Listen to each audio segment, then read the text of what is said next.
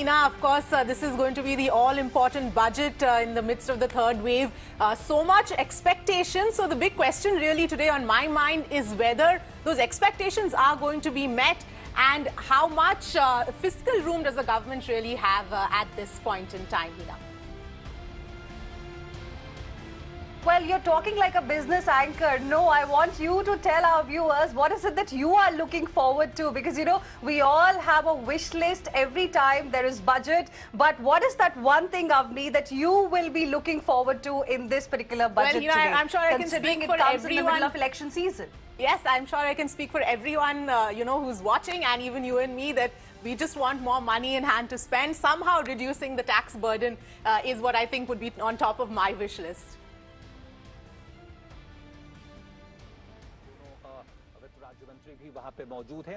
Okay, and we are in fact, Avni, getting some live visuals as well. There you can see Finance Minister Nirmala Sitharaman along with the Ministers of State for Finance, and there you have she is carrying that tablet which has budget for the next financial year. They called on President earlier, and now the Finance Minister has reached the Parliament. In less than 60 minutes from now, the budget presentation is going to begin, and here on Mirror Now, me as well as Avni will try and decode the budget for you. We'll tell you what the people are expecting in this particular budget and what is it that is going to be there for you, the people of this country, ahead of the budget.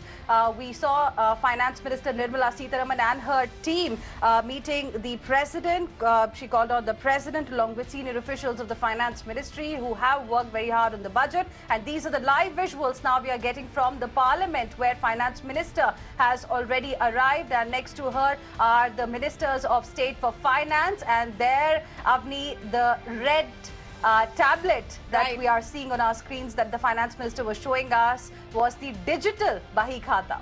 Yes, absolutely, Hina. And just interestingly, the Bahi Khata is something that Finance Minister Nirmala Sitharaman had introduced, in fact, some time back. That was not the norm. That is the new norm that she has put into place. And of course, the other part, that this is a digital budget, so the actual copies will be in digital format as well. So some interesting nuggets there. But I believe we've got Ayushman joining us at this point in time.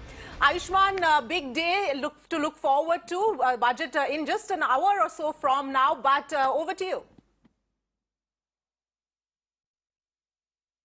Yes, Avni, in fact, we are at Rashtrapati Bhavan, where moments ago the Union Finance Minister along with our deputies and the top officials of Finance Ministry went towards the Parliament, and we can expect in next 1 hour the budget presentation to start. We saw the Union Finance Minister first heading to the Finance Ministry. They're holding a meet and then coming out and then going to Parliament. On the line is the anticipation of the increase in Kisan Samman Nidhi, which the farmers are getting.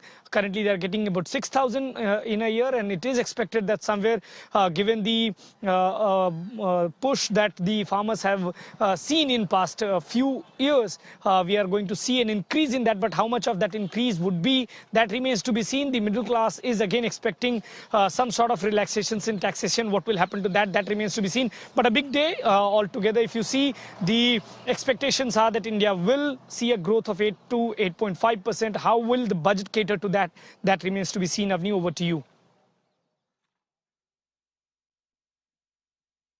Okay, Ayushman, and you've been covering the health ministry extensively. Now, this budget is extremely critical because it comes in the middle of COVID pandemic. In fact, it is the second budget amidst the pandemic that we are going to see. What is it that the health sector is really looking forward to? Because COVID really exposed how the medical infrastructure was not really prepared. It wasn't ready to tackle the second wave. Third wave, of course, was much wilder. So for the health sector specifically, can you bring to us up to speed with what the expectations are?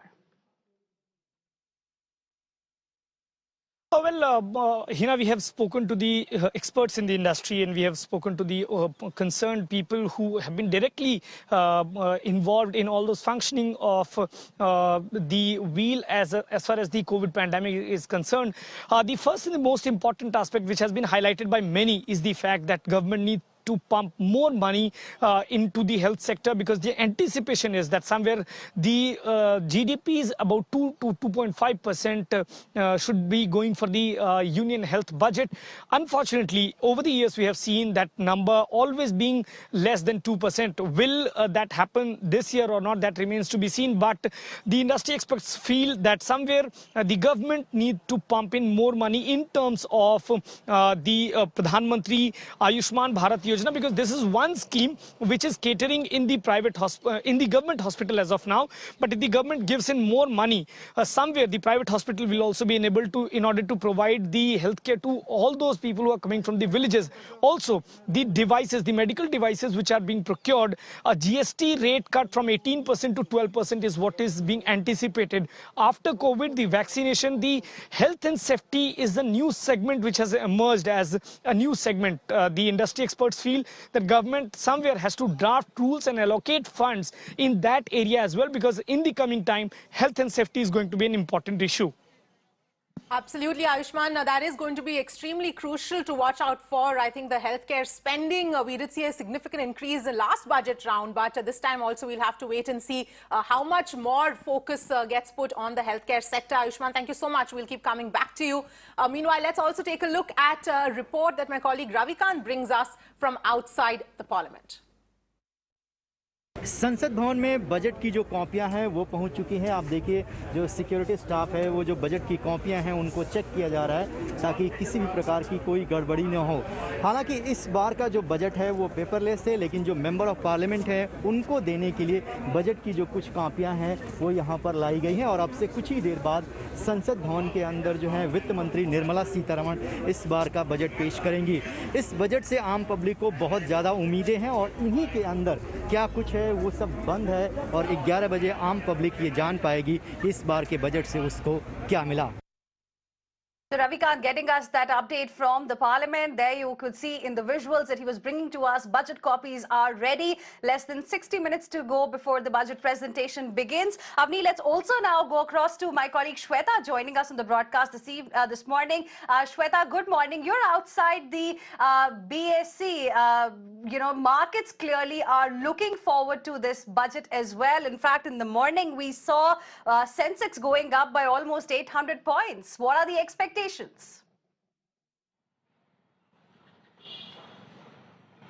Well, that's correct. We have seen that market has opened with a positive sign, a sign of optimism as well. And yes, big day for everyone. And we are present at Bombay Stock Exchange. And in my visuals, the camera person will show you that how people are in hurry just to go to the building. But we are also joined by a few of the people, those who will tell us what are their expectations. Sir, budget आने वाला है. किसी तरीके की उम्मीदें हैं इस बार budget से? कोई उम्मीदें किसी तरीके की राहत आपको मिले? नहीं madam. All right, so we'll ask a few of people as well from here. Sir, किसी तरीके की राहत आप सोच रहे हैं कि इस बार जब निर्मला सीतारमण जी बजट पेश करें तब आप लोगों के लिए कुछ राहत की खबर सुनने को आए? जरूर, हम लोग को तो लग रहा है कि अब की बार कुछ जरूर राहत मिलेगा। आप किन सेक्टर्स में राहत चाहते हैं? आप क्या चाहते हैं? MSME का बिजनेस ज्यादा ग्रो हो या आप लोगों के लिए कुछ अच्छी खबर आए? हम लोग को अच्छी खबर आता कहाँ है जी? हम लोग को टैक्सी वाले हम लोग जहाँ देखो वहाँ पे 1500 रुपये फाइन मार रहा है। 1500 रुपये आदमी दिन भर में कमाता नहीं है। हवलदार जिधर देखो उधर फोटो ले लेता है। All right, so here they have their own concerns, but my camera person would in fact show you where we are so that our audience can also understand how busy day it is meant to be. This entire lane is although filled up with people, but not even one person you will find that the person is free except for some of the people, those who are at the stall. So I'll take you towards this side of the camera. I can still find few people. We'll go and approach them, what kind of expectations or what kind of hopes they have from this budget. Sir, any kind of hopes from this budget? Any expectations with regards to this budget? Do you have any kind? Well, this is what, the day is all about, when people are filled up with so many things in their mind, but exactly how to come up with, or what kind of notions they have at this point of time is bit difficult to crack from Mumbaikas. And yes, BSE has always been volatile. We have already, we have spoken a lot about the Sensex, about the Nifty also, the kind of opening it did, although it showed a great news for the market experts, for the market people as well. But here people are still keeping, their fingers crossed, especially the salaried section when it comes to the, speech what FM would give, the budget allocation, and what are meant for them when it comes to the tax rebate and the relaxation with regards to the section, those who are earning and paying tax simultaneously. This entire lane you're seeing, people are in hurry. In fact, they don't have time to wait. They have to get into their respective buildings. They have to get into their office. And the day is meant to be very crucial for them. It's pre-budget scenario what we are showing to our viewers right now. Yes, absolutely. Thank you so much, Shweta, for getting us all of those details and those voices as well. Hina, of course, we'll have to wait and see if the markets, in fact, sustain. Even yesterday, we saw a big jump, and today also currently as well, the Sensex still up about 800 points. We'll wait and see how that pans out as the budget speech approaches. But let me, in fact, bring in Alok at this point in time. Alok, one sector, of course, the unorganized sector, the small businesses, these are areas which have been extremely badly hit as far as the pandemic is concerned. You've been speaking to a lot of people. In fact, you are with, the people from the transport sector who have also been bearing the brunt of this entire pandemic. What can you tell us? What are their expectations from the budget?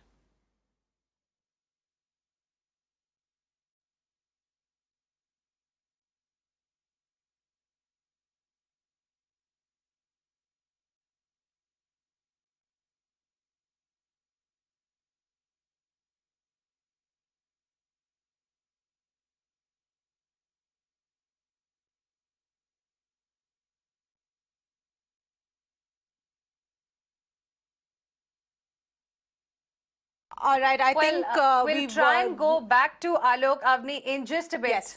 Yes, absolutely. Yeah, we'll try and go back to Alok in just a bit. Meanwhile, Avni, let's also talk about what is it that the people are really looking forward to in this particular budget. Of course, the focus is going to be on the middle class as well. You spoke about the MSME sector, the small businesses that were badly impacted because of the pandemic. But the middle class is expecting a lot too, because last year, if you remember, as far as our tax slabs are concerned, we were given another regime, we were given another option, but nothing really changed as such in terms of any kind of immediate relief. So, people who were given the choice of this new regime, they were not given any option to get some kind of tax rebate. So maybe that's something that the middle class is now going to be watching out for, isn't it? Yes, absolutely, Hina. And in fact, whether we look at some of the tax slabs or the standard deduction or even the benefits under exemptions under ATC, these are some of the things which haven't changed in a really long time.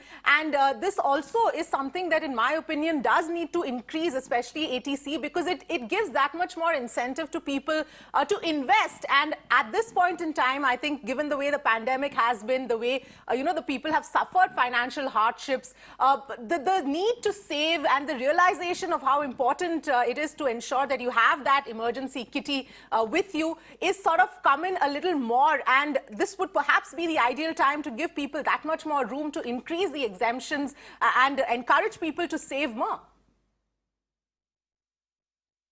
In fact, as far as ATC is concerned, that you spoke about, the limit right now is about 1.5 lakh rupees. And over the last 1 week, the number of people that we've spoken to here on Mirror Now are of the view that this limit should in fact be increased from 1.5 lakh to about at least 2.5 lakh rupees, because this is for the security, the safety for the people after they retire. And, this hasn't really been hiked in the last 7 years. So this is is one thing that the middle class is looking forward to, but whether it will actually happen or not, that remains to be seen. But Avni, clearly the tax collections this year for the government have been much better. So do you think probably there'll be some room for the government to give some kind of tax benefits to the middle class? Because, you know, with the formalization of the economy, with GST as well now showing some good revenue collection in the last few months, the overall receipts for the government are looking quite healthy this time.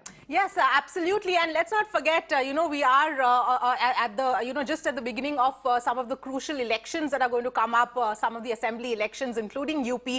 So we might see some sort of, you know, given that we could see hopefully some sort of budget, the tax ops as well coming in as well. But let me in fact take across that question to Gaurav Karnik as well, Senior Member, CII National Committee on Taxation and partner Ernst & Young, who's joining us as at this point in time. Thank you very much, Gaurav, for joining us.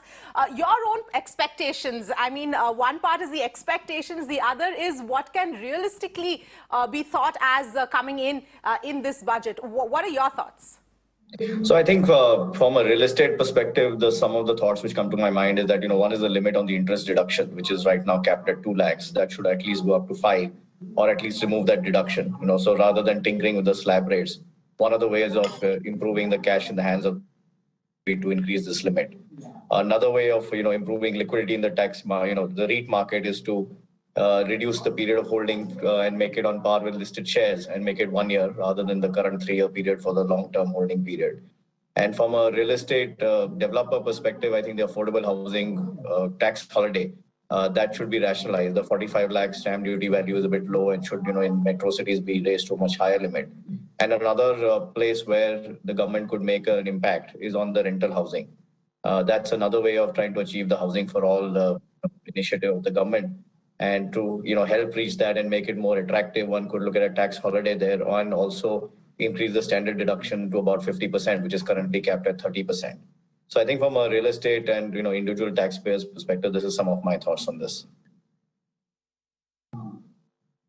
Okay. Gaurav Karnik, request you to stay on with us. We have Mr. Rajiv Talwar, ex-president, PhD Chamber of Commerce and CEO Director, DLF, joining us in the broadcast as well this morning. Mr. Talwar, thank you for speaking with us here on Mirror Now. You know, like every year, even this year, I'm sure there is a wish list for the finance minister. One or two things that you believe the finance minister should definitely focus on.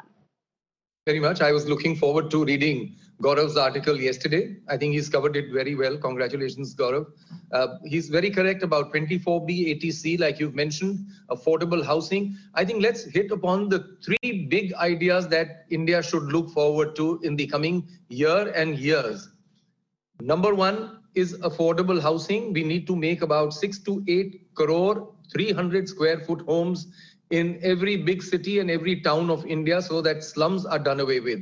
So I think the tax holiday on affordable housing should get extended and should continue. That will give a huge boost to employment, which is the main worry right now, that people must get their jobs, the poor must get their jobs. And also what the Prime Minister said, housing for all, every Indian must have a pakka house. Number 2 would be agriculture. You know, the greatest reform in agriculture had to be repealed. I think the time has come that the Prime Minister has shown his vision, long-term vision, by making a separate ministry for cooperatives. I think that needs to come into play for the small farmer. Anyone who is below 2.5 acres needs to get into a cooperative so that their marketing and with the help of e-commerce improves.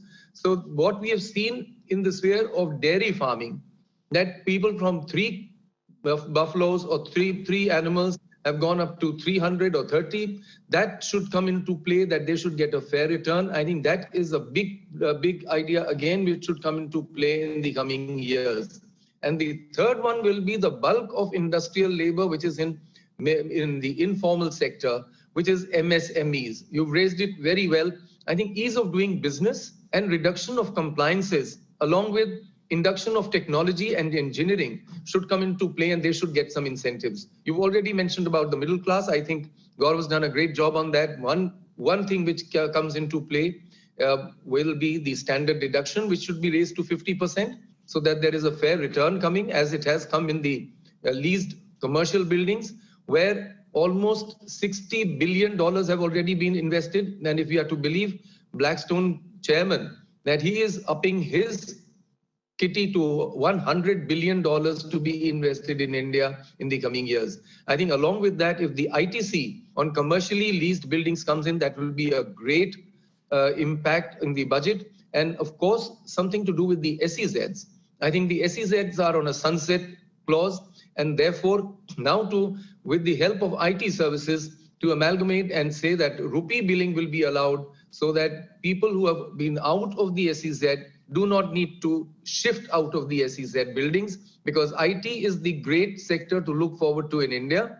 And all these IT and ITES SEZs have played a very critical role in getting investment into India, creating jobs, and giving a huge boost to the services sector. So I think these are the three big ideas which should be playing in the mind of the finance minister, and she's done a great job. I think we all need to acknowledge the absolute stellar effort by the finance minister. She's passed her test by fire in the last 2 years. If we see something in the economy, we see the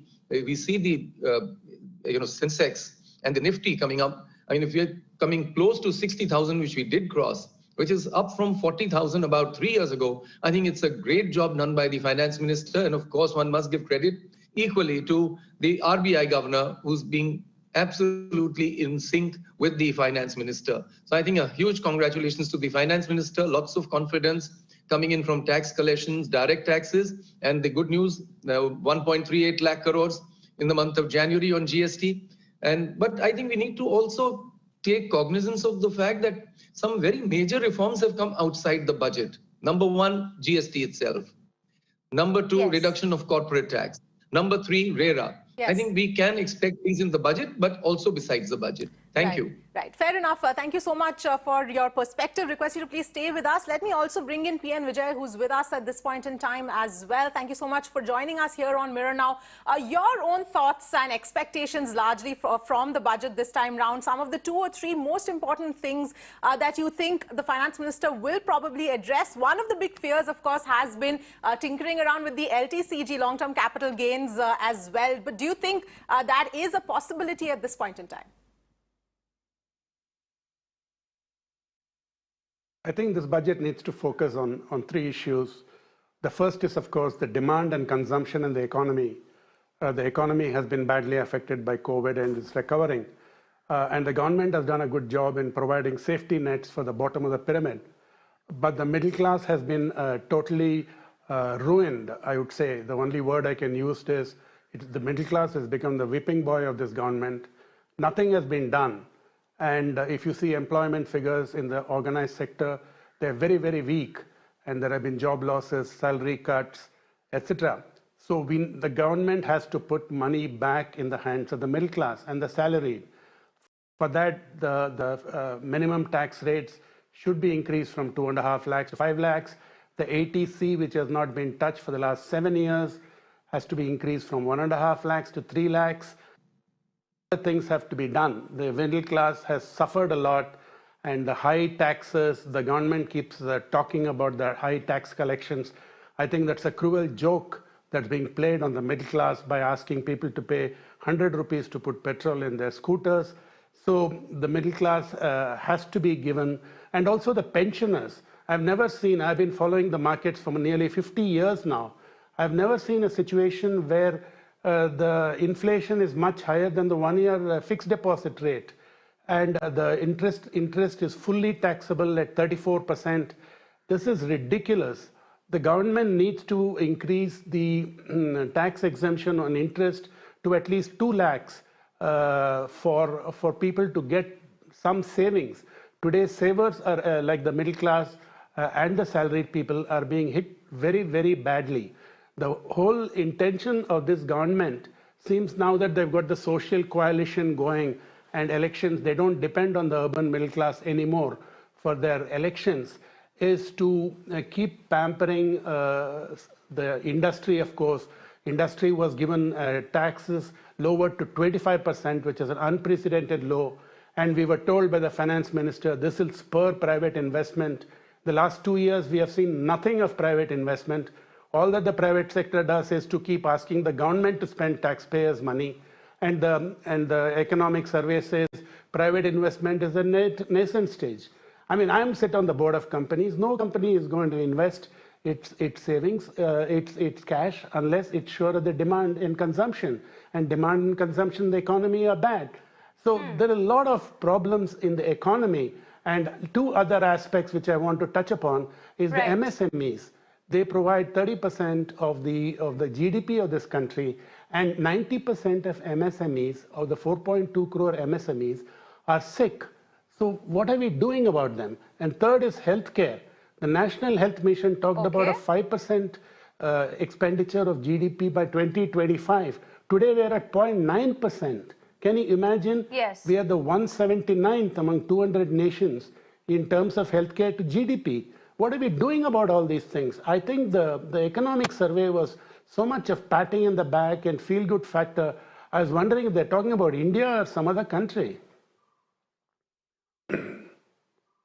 Okay, so three things you want, Mr. P.N. Vijay, the finance minister should focus on as far as the budget is concerned. One, clearly measures to boost demand. Second, for MSMEs, something needs to be done. And third, for the healthcare sector as well, the focus has to be there in this particular budget. We'll go across to Kalpesh as well, who is a certified financial planner joining us on the broadcast. Who in just a bit, gentlemen, requesting you all to stay with us. Let me quickly also go across to my colleague Alok, who is joining us live right now to help us understand what the transport sector really is looking forward to in this particular budget. Alok, over to you.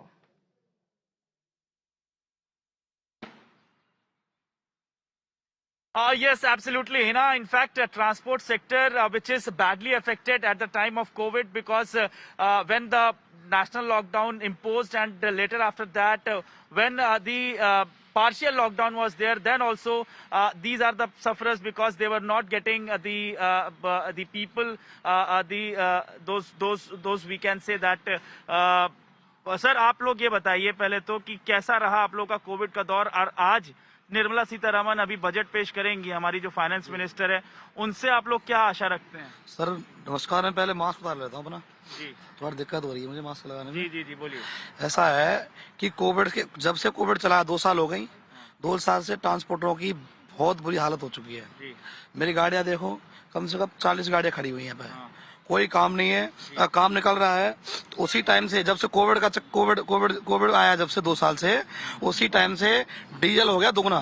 पहले diesel था 50-60 के लगभग में, अब diesel 100 पहुंच गया। जो हमारी बचत थी, जो हम लोग बचाते थे, इतने ड्राइवर खड़े हैं, इनका रोजगार चलता था, वो रोजगार खत्म। क्योंकि हमारा रेट 2010-12 में जो रेट था 700 रुपये लखनऊ का, और आजमगढ़ का 800-1000 रुपये, 1000 स्लीपर 800 सीट का, वही रेट आज है हमारा। डीजल दोगुना हो गया, बचत हमारी खत्म हो गई। अब गाड़ी हम लोग कहाँ से चलाएंगे? गाड़ी चले या ना चले, रोड टैक्स देना ही देना है, रोड टैक्स देना ही देना है। गाड़ी फिटनेस टूट गई तो फिटनेस भी करानी है। ऐसा नहीं कि 2 साल के लिए हमारी फिटनेस बढ़ जाए, ऐसा कुछ नहीं हुआ। गाड़ियां खत्म हो गई, फिटनेस कराओ फिर चलाओ। अगर हम रोड पर गाड़ी भी चलाते हैं तो टोल टैक्स भी हम देते हैं, टोल टैक्स देते हैं। उसके बाद हमारी गाड़ियों को चालान होते हैं, चालान नहीं होंगे तो पैसे लिए जाएंगे, पैसे नहीं दोगे तो आरटीओ चालान करेगा। 50,000 प्लस का चालान होते हैं। आप लोग प्राइवेट गाड़ियां चलाते हैं, सरकारी गाड़ियां जो उन लोगों को क्या रियायतें मिलती हैं, आप लोगों को क्या रियायतें मिलती हैं, कुछ मिलती हैं या नहीं? सर कभी भी आप गूगल तो बहुत बड़ी चीज है, गूगल पर आप सर्च करके देखना दिल्ली से लखनऊ, तो सरकारी गाड़ी सबसे डाउन में दिखाएगी आपको। ग्रेजुएट बंदा तो सरकारी गाड़ी में जाना पसंद नहीं करता है। अगर आप इस सर्दी में मूंगफली खाओगे ना, सरकारी गाड़ी में बैठे के छोले डाल दोगे, अगली सर्दी जो है ना, अगले साल 2023 वाली, वो पड़ा रहेगा, उसी में पड़ा मिलेगा आपको छुलका। मेरी गाड़ियों में अंदर बाथरूम है, साफ सफाई डेली होती है गाड़ियों में, 5 स्टार गाड़ियों को रेटिंग है गूगल पे। तो ग्रेजुएट बंदा तो सरकारी बुकिंग नहीं करेगा, जाएगा तो नहीं गाड़ियों में। रोडवेज वाली गाड़ी जाएंगी, रास्ते में कहीं किसी टॉयलेट लगती है तो आप लोग रोकेगा, 2 बदमाश आए बाइक वाले और लूट लेगा, उसको क्या करोगे आप?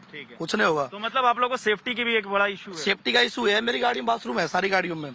गाड़ी नॉन स्टॉप जाएगी मेरी, यहाँ से चलेगी, किसी बाथरूम करना है तो अंदर बाथरूम बना हुआ। सर तो फिर अभी सरकार से क्या चाहते हैं आप लोग? अगर मैं आपसे 2 बातें कहूँ कि सरकार किस तरह की रियायत? सर सरकार चाहते हैं डीजल हमारा जो पहले था वो डीजल के रेट कर दो, क्योंकि हमारे सवारियों का रेट वही है। एग्जैक्टली, ठीक है, ये हर लोगों की कंसर्न है। डीजल बहुत बड़ी चीज है। डीजल ने जो बचत थी, डीजल ले गया हमारी। ये सब बेरोजगार बैठे हैं। अगर इनकी हमारी छुट्टी कर देते ड्राइवरों की, कल हमारी गाड़ी कौन चलाएगा? इन्हें घर से सैलरी हम लोगों को देनी पड़ रही है। बहुत बुरी हालत हुई पड़ी, पूछो इनको। घर कितने पैसे भेज देते हो? ठीक, पहले 50-60 हजार रुपए भेजते थे, अब सिर्फ 8,000 से ऊपर नहीं भेज रहे। अच्छा, इतना कम हो गया? 8,000 खर्चा नहीं करके पूरा होता, बच्चों की पढ़ाई नहीं पूरी हो रही और कोई चीज नहीं हो रहा, इतना बुरा हाल। कहाँ बस चलाते हो आप? हम आप पूरे राजस्थान, पंजाब, यूपी, सब जगह जाते हो? All India. एक बात और कहना चाहूंगा, जब लॉकडाउन लगा था ना, तो लॉकडाउन गवर्नमेंट जितनी जनता पैदल जा जाके लाखों लोग मर गए, सेवा नहीं दे पाई। मैंने 30 गाड़ी फ्री भेजी, जनता मेरे को दुनिया में देख भी रहे होंगे, खुद मैंने RS यादव की मेरी गाड़ी फ्री गई है सबको लेके यहाँ से, ताकि किसी को परेशान नहीं हो। तो सर हम आपके लिए तैयार हैं, तो आप हमारे लिए कुछ ऐसा आदेश करो, टूरिस्ट परमिट मेरी गाड़ियों का हमें ऐसा आदेश दो, ताकि हम अपनी गाड़ी चला सके, हमारे कोई छेड़खानी ना करे, कोई हमारे दिक्कत ना हो। सर हम टैक्स दे रहे हैं आपको sir. So these are also the taxpayers, and that is what they want, the assurance from the government that at least the illegal way the police is issuing challan, that should not have happened. And what the government will do for these transporters, that the big transporters, those who are running their private vehicles, what the government will give them, that is also that will be also very interesting to see. Back to you. Yes, absolutely, Alok. Thank you so much for getting us those voices. Indeed, that has been one sector which has been very badly hit through the pandemic. We'll have to wait and see what really comes out in terms of relief for them. But let's turn our attention now back to what the middle class is expecting, what taxpayers are expecting. Let me go across to Kalpesh here, who's with us as well. Kalpesh, thank you for being with us today on the broadcast. Your own assessment, because every year, before the budget, we see wish lists coming in from insurance industry, mutual fund industry, and not much really is done in terms of that actual tinkering. But what do you think is likely this time round for the taxpayers? This budget, I think we need to address it on a personal, if you're addressing it on a personal financial planning perspective, I think there are 3-4 things which need clarity for sure. And more importantly, action. The clarity part which I'm talking about is, last year there was this new tax slab which was introduced by the finance minister, and it was supposed to be more tax efficient in terms of all the different slabs which were put, and that was in comparison to the old tax slab. Now the biggest paradox here, Avni, is that if you were to go for that new tax slab, you are not able to avail of all the deductions which are there. And here we are keeping on talking and aspiring and having a wish list of having all deductions in place. So the government needs to clarify that, if there are, and not many people, I think very few people have adopted to this new tax slab regime. So if that is not going to be there, they need to get that out of the picture first, and then we focus back on the deductions and all the benefits and all the eligibilities which the common citizen and the common individual taxpayer needs to have. So it's a bit of a paradox that if you are going to go for the old tax slab, you will have the deductions. And if you're going for the new tax slab, you don't have the deduction. So that clarity needs to be, first of all, put in place. Second, the old tried and tested, aspiration which all of us have, but nothing has been done on that. And many of the panelists have said, is the increase in limit of ATC and ATD. How much ever we have aspired for it, it has really not gone up. And the need more so now for ATD to go up. That is the health insurance premium for the normal person from 25,000 really needs to get up, because we've seen what the pandemic has done to our hospitalization bills, and even if you've taken the premiums and all those things, it's not sufficient. So that is number one. Third aspect is from the investing point of view, the long-term capital gain tax which was introduced, which stuck out like a sore thumb.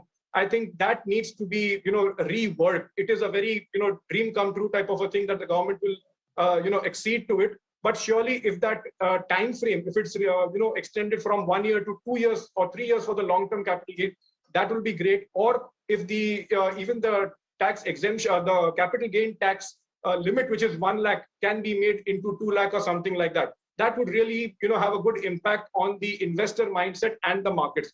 The third thing, like one of the previous panelists said, that surely something needs to be done for facilitating senior citizens investments out here, because they are really facing a lot of burden with their investments which are getting taxed as well. So there should be something for the senior citizens out here, given the tight interest rate range which we are moving on presently.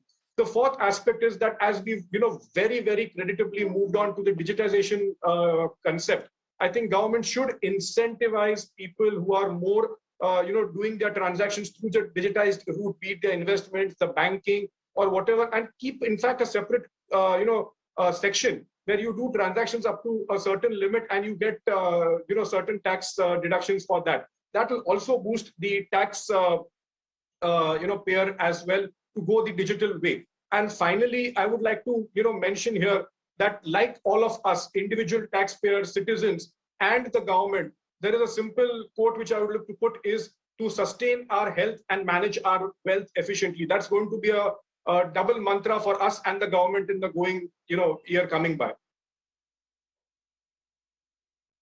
Okay, clearly health expenses have gone up. So those are some interesting points you've raised, Kalpesh. Requesting you to stay on with us. Let me once again go back to PN Vijay as well. Mr. PN Vijay, now we know that, this budget is coming also in the middle of election season. And yesterday, the kind of picture that was presented to us about the state of the economy in the Eco survey, it appeared that probably the government is going to have more elbow room to spend this time. So are you expecting it to be an election budget with a lot of freebies? Well, the only good news I got from the economic survey was that the fiscal space has been thrown open with the government finances being quite buoyant. Obviously, this gives a lot of room for the government to do spending. Now, I don't know what we mean by freebies. I think Modi doesn't really believe in freebies. Of course, he did that Kisan Samman 6,000 rupees per year. But apart from that, his strategy has always been to link development or link investment with freebies. And I frankly don't think the type of states which are going to the elections like UP are going to be very much affected by what the budget may say. So I think there is good fiscal space available, and as most of us on this panel seem to think, this fiscal space should be used to put more money into the hands of the people, because we need to start a virtuous cycle in the economy of demand, consumption, higher incomes, leading to investments, that leading to further demand. That private sector virtuous cycle is not starting. So I'm really hoping this fiscal space which has been provided, which you mentioned, would be used to kickstart demand and consumption in the economy by putting more money in the hands of the middle class. Yes, absolutely, Mr. Vijay. That is, of course, remains to be seen, because putting money in the hands has not been something that the government has been too fond of. More in terms of, credit lines and credit guarantees has been the strategy of the government so far. We'll have to see if that, in fact, changes. But we're going to slip into a very quick break. We've also got Mr. Shailesh Pathak joining us as well. Let's slip into a quick break and come back with lots more.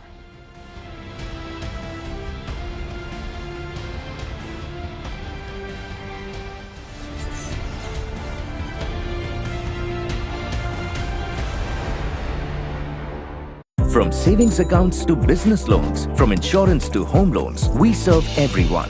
From Chandigarh to Chennai, from Ahmedabad to Agartala, we serve everywhere. From our branches to your doorstep, from phone banking to net banking, we serve in every way. From mutual funds to gold loans, from fixed deposits to personal loans, Bandhan Bank offers complete banking solutions for all. We proudly serve India. Thank you for the trust you place in us. Bandhan Bank, aapka bhala sabki bhalai.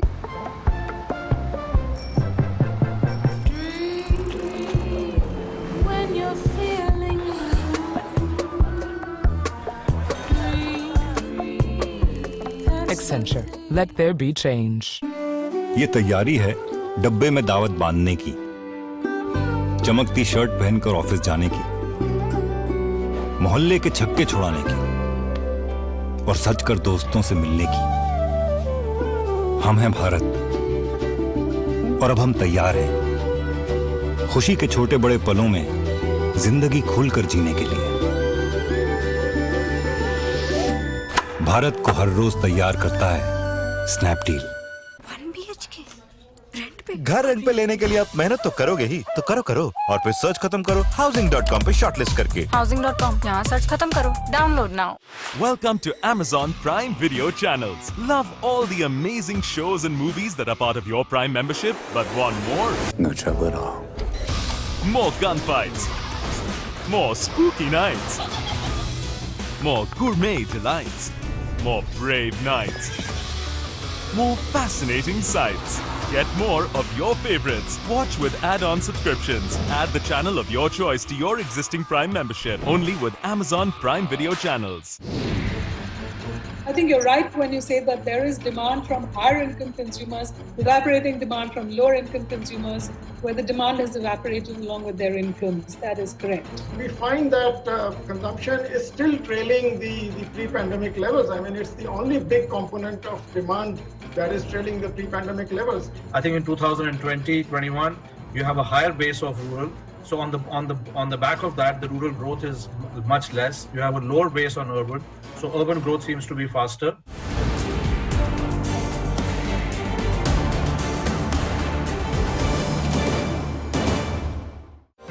Presenting partner, Punjab National Bank. Prepare yourself! 100 days, 100 movies, happiness, surprises, action, awesome. Awesome! ready. Wait, 100 prizes, TV, motorcycle, and many more. truly delight me.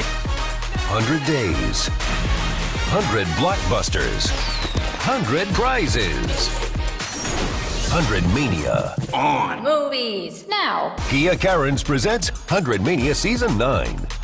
Every night at 9. Only on Movies Now.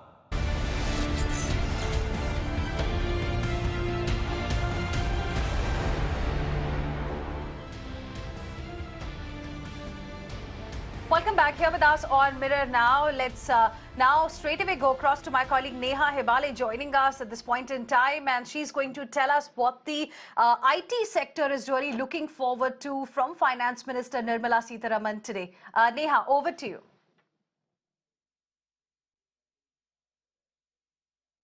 Yes, Hina, understandably, of course, Bengaluru being, the IT capital, and also the fact that, there have been several startups, the startup sector too mushrooming. I'm going to take this straight to a few startup founders today who are, of course, expecting a lot from the budget. One would also, mention at this point over here, Hina, that Chief Minister Basavaraj Bommai, who had met with the finance minister just 2 months back, is hopeful that she would be kind to her home state. I'm just going to take this straight.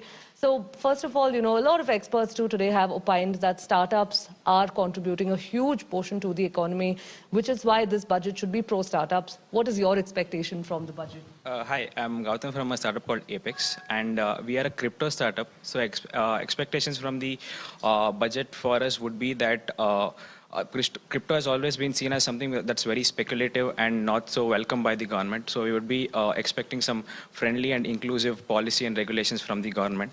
Also, there has not been much clarity from the government with respect to the taxation of crypto like TDS and GST. So we would expect something that's more friendly to the startups, and also this will also enable us to take cryptos to the next 1 billion of this country. So that's what is our expectation from the union budget. All right.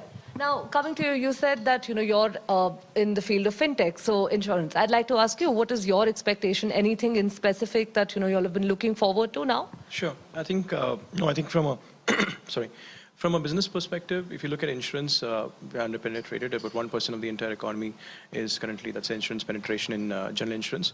From that space, we are looking at some sort of benefit that we can get from a startup perspective, mainly in the areas of, we are a fintech, so we are lending for insurance. So it's a new area. So I think some sort of relaxation in terms of the GST for fintechs. And I think RBI has certainly made it easier for fintechs to access certain things like the CIBIL report. So I guess more ease for the fintechs who are partnering with co-lending institutions like the NBFCs and the banks. So I think that would be great, more relaxations. And we'd like to be inclusive. We like to be completely open in terms of our compliance, etc. So I think more inclusive nature from the RBI for fintech startups. On the organization front, since we are a startup, I think from a tax perspective, we have tax relaxations from each state government. We are based out of Karnataka. So Karnataka government has a lot involved, and we are a Kerala startup company. So from that standpoint, I think the ecosystem in the startup world has improved. There's a lot of tax benefits for us. But if you look at talent hiring for us, that becomes very important that we get access to talent. And the problem is we compete with the large companies. I mean, the Amazons, the Infosys, the TCS, right? So if you could give tax rebates to our employees, for example, just like the same way that you give companies, startups, some sort of tax rebate, that would help. Okay. And also for startups, if you can, like what Dubai recently introduced, I think in the yesterday, they give what 9% tax if you're above about $300,000 in terms of profit, right? So something of that level, even if you can give us a tax holiday for about 5 to 10 years, with a certain amount of cap for profit, I think that would sort of benefit a lot of startups like me. All right, okay. I'm going to come to you first. You were mentioning a little while earlier that, a few large players in any industry for that matter, end up sort of dominating that industry. That kind of makes it very difficult for startups. So you've probably been looking forward to this budget now. What are your expectations? High expectations, not much? Well, my expectations have always been fairly level-headed. I think government can only do so much. But last year we were in the eye of the hurricane with being a video communications company. I think a lot of you know of the big companies today who, India's education sector, our healthcare, our fintech, our work, everything depends on 3 or 4 companies, I think, outside India. It's a very serious issue. Government has to look at this. I think the kind of practices that are going on are, they fringe on anti-competition, tying of products, very, very important. There needs to be a significant tax component on companies that are making money in India, right? That's, I think, very important. Provide a level playing field. I think we're not having that clearly in India. That's what I expect. Secondly, I think definitely for promoters, my heart goes out to a lot of startup founders who I'm personally in touch with who have had to close their business last year. And I think it's a very difficult time. Government must look at, some kind of income tax or, some kind of benefits, especially to promoters. I mean, I'm not being selfish here, but I think promoters, this is a time when we kind of double down our investments. And I think government should kind of help startups, going by the Prime Minister's vision also. I think National Startup Day was celebrated recently. I think it's a landmark move. So I think let's, put our money where the mouth is. I think that's very important. Okay, all right. And, before I wrap up, I'm going to ask you, so the last 2.5 years undoubtedly have been difficult on every sector, more so, of course, on startups also who are probably, just trying to make a space for themselves in the entire ecosystem. So what field are you in and what are your expectations? Yeah, I'm Abhay Vikas. I'm a co-founder of a social commerce startup called O.Life, and we are building the product now. So, like you said, last 1.5 year, 2 years has been really difficult with respect to startup because the key for a startup is communication and networking. But we had to do everything online and go.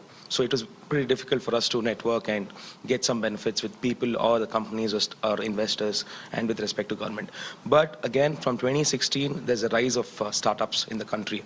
And if you have seen last 2020, 2021 has been a great year because there were many unicorns.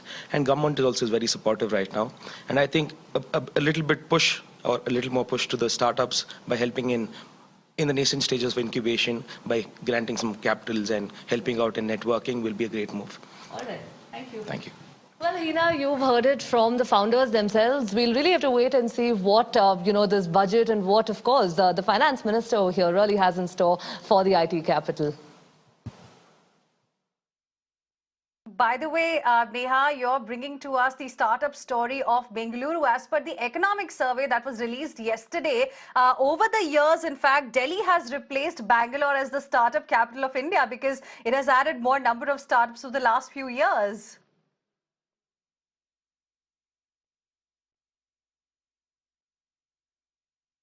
Well, that's right, Hina. I'm going to just quickly get an opinion on whether the startup founders really, have a word on this. Well, the economic survey over here actually now suggests that Delhi has overtaken Bangalore to become the next startup, hub or the next startup capital. A quick word from all of you. Yeah, I'm actually, we started the company in Delhi in 2016.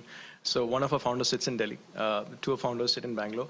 When I had spoken to a couple of investors, VCs, before we shifted to Bangalore, one of the advantages that we were told was the hiring talent that we get access to in Bangalore, right? So from that standpoint, we actually shifted in 2018 from Delhi to Bangalore. Yeah. And I think the state government here, Karnataka, has done a lot of, I would say, pro-entrepreneurship activities. Especially we can see the Elevate happening. I think Karnataka, Bangalore especially, has been the kind of networking that we have here. So that's something that we do not get access to in other parts of the country. So Bangalore clearly, Neha, has got some competition now. Getting access to that is a big... Avni, over to you because, Bangalore clearly has got a competition. But yesterday, the ECO survey also told us that at least 555 districts in the country have at least one startup. So this space really is growing and it has some expectations as well from the government. Yes, absolutely. And I won't be surprised if we see, more cities sort of coming to compete as to which becomes a startup capital with the way the space is growing at this point in time. But let's talk about, in fact, that brings us to another important aspect of jobs, because obviously jobs is one very serious issue that has to be addressed and that hopefully will also be addressed by the government as well. But let me go across to Disha, who's joining us. She has with her students as well. Disha, you've also been speaking to a lot of people. Now, this issue of jobs is obviously, especially for students who are looking to get into the jobs market, becomes extremely important as well. What are their views and expectations from the budget?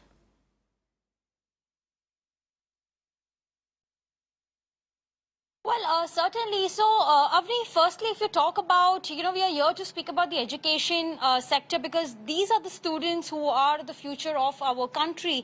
So, till today, what we understand, since 1968, the only 3% of the GDP is spent on the education sector. So, here there is a need, and the biggest expectation today is to have an increased budget allocation. So, here directly we'll start and speak to a few of the students who I have with me to just get quickly word from them about the expectations. Thank you so much. So today there's the union budget. What you are really expecting from the education, because currently you all are studying MBA in finance right now, then obviously you'll have jobs ahead as well. So what's the big expectation today from the budget? As we have seen last year, there was a major slash in the budget allocation for education sector. Around 93,000 crores were allocated for the budget. So this year we are hoping that around 6 to 8% of the GDP should be allocated for the budget for education sector. This is not only necessary for the education sector, it is also great for scaling up the youth for better employment opportunities. Right. So, because like I rightly pointed out that 6% has been the highest demand since 1968, that 6% of the GDP should be allocated for the budget. What is your expectation today? Pandemic has affected the traditional Indian education system, and at the same time EdTech was growing rapidly. So according to me, I feel that government should bring down the GST rates for education EdTech platforms, which is currently 18%. It should be brought down to almost 5%. And also there is disparity among for the printed books, which is 5% GST rate, and for online books, which is 18%, it should be brought at par level at 5%. We'll take one last, of course, answer before we wrap this. So, as rightly pointed out, the COVID-19 has brought a disparity between the education. So, e-learning is a thing right now. So, e-learning is a thing right now. So, the government should emphasis on internet connectivity and bringing the internet to the last mile of India, so that each student gets online education. So this is what the students really expect from the budget, to have an increased budget allocation, to also enhance the student loans as well. Avni, back to you. Yes, absolutely, Disha. Thank you so much for getting us those voices as well. Let me also quickly bring in Sunil Sanghai, who's joining us as well. Thank you so much for joining us here on the broadcast. Your expectations this time round, 2 or 3 important thoughts that you have as far as the budget is concerned. Thank you. So from the capital markets perspective, I would say 3 things. One is the fiscal space which the government has, because this time it seems like that the tax collection revenue is going to be better than expected. I think the government should continue to use that fiscal space for investment in the infrastructure, because that will keep the growth momentum on. They should keep the capital market buoyant, because that would be very, very helpful. You saw in the last couple of years the positive capital market mood actually has helped in terms of the corporate raising funds, and therefore help the growth of the economy. And the third, I think, the step up on privatization. After successful privatization of Air India and now potential listing of a life insurance corporation, these are the 2 really a very, very big move. I think government should just continue to step up on privatization and move away from the government managing the businesses to leave the business with the business and let them manage the business. Yes, So yes, absolutely. Thank you so much for your thoughts as well. Hina, there's really lots to expect at this point in time from the budget and the budget speech. Just minutes away, literally, we're just going to head into a break, and then we will come back for the budget speech and see you all on the other side.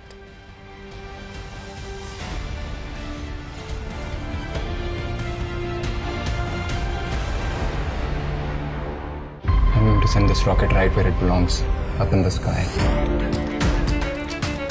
Vikram का एक proposal है India space program sir मैं ना हार मानूंगा और ना आप में से किसी को मानने दूंगा Now sky cannot be our limit. It must only be our beginning. We've got Kairim Ma'am's back. Adrian Sir's back. And the backs of hundreds of teachers in Meghalaya by taking teaching online to thousands of students. Lenovo, we've got your back.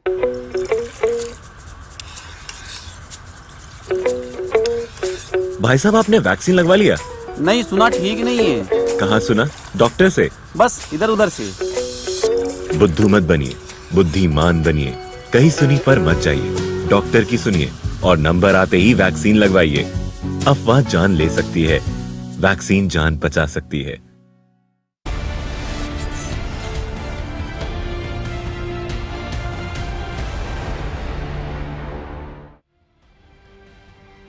Welcome back here with us on Mirror Now, and it is going to be, viewers, your destination to understand what this budget means for you, because we will be decoding the budget announcements for you with our guests who will be joining us as soon as the budget speech gets over. Few minutes are left for the budget speech to begin. Before that, I want to quickly go across to my colleague Sandeep, who is joining us. Sandeep, over to you. Tell us what the people around you are expecting today.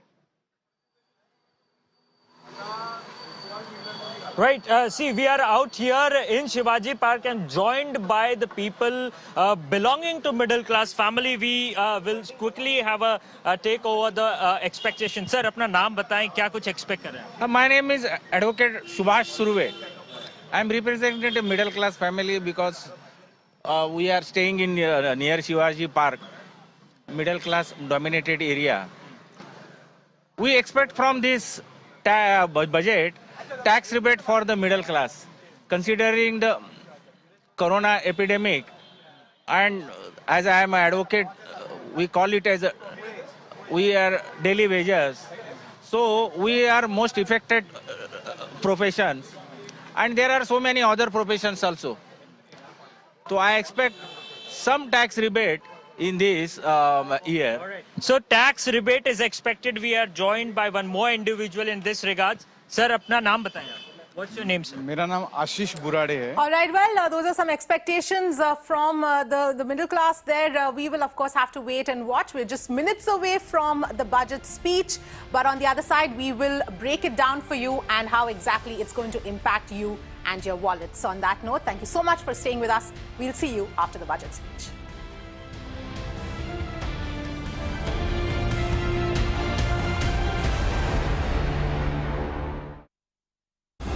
In association with LIC, हर पल आपके साथ.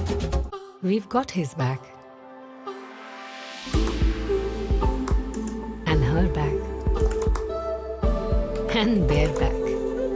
By committing to use over 136 million kilos of recycled plastic for a safer and greener tomorrow. Lenovo, we've got your back. Muthoot finance से gold loan लीजिए और life में आत्मनिर्भर बनिए. Call कीजिए 1800-313-1212 पर. Here's an update more exciting than the union budget announcement. Only today, Cred is paying one lucky taxpayer's entire income tax for the financial year 2021. Simply download the Cred app and pay your credit card bills to win 100% tax back. From savings accounts to business loans, from insurance to home loans, we serve everyone. From Chandigarh to Chennai, from Ahmedabad to Agartala, we serve everywhere. From our branches to your doorstep, from phone banking to net banking, we serve in every way. From mutual funds to gold loans, from fixed deposits to personal loans, Bandhan Bank offers complete banking solutions for all. We proudly serve India. Thank you for the trust you place in us. Bandhan Bank, aapka bhala sabki bhalai.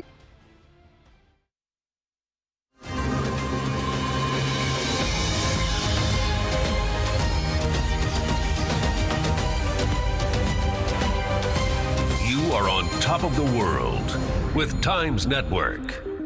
And you're watching Mirror Now.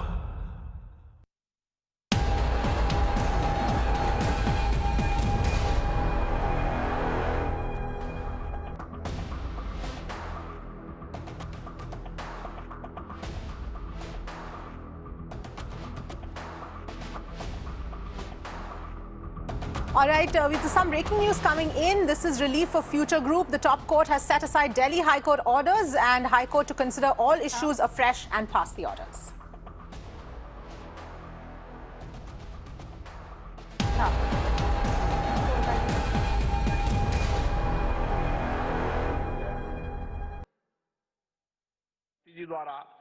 Member portal के माध्यम से उपलब्ध करा दी जाएगी। आपको ये भी सूचित किया जाता है कि माननीय वित्त मंत्री जी के बजट भाषण की प्रतियां हार्ड कॉपी के रूप में उपलब्ध कराई जाएगी। अतः बजट प्रस्तुत हो जाने के पश्चात सदस्य कृपया बजट भाषण की अपनी अपनी प्रति प्रकाशन फलक से ले सकते हैं। आइटम नंबर 1, माननीय मंत्री महोदय Shrimati Nirmala Sitharaman ji.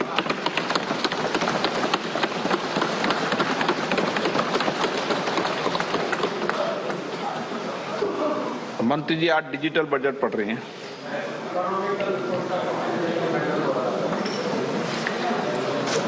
Honorable Speaker,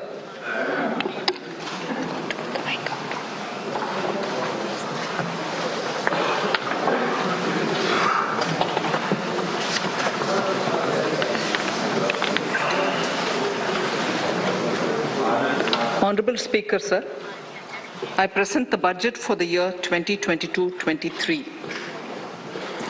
At the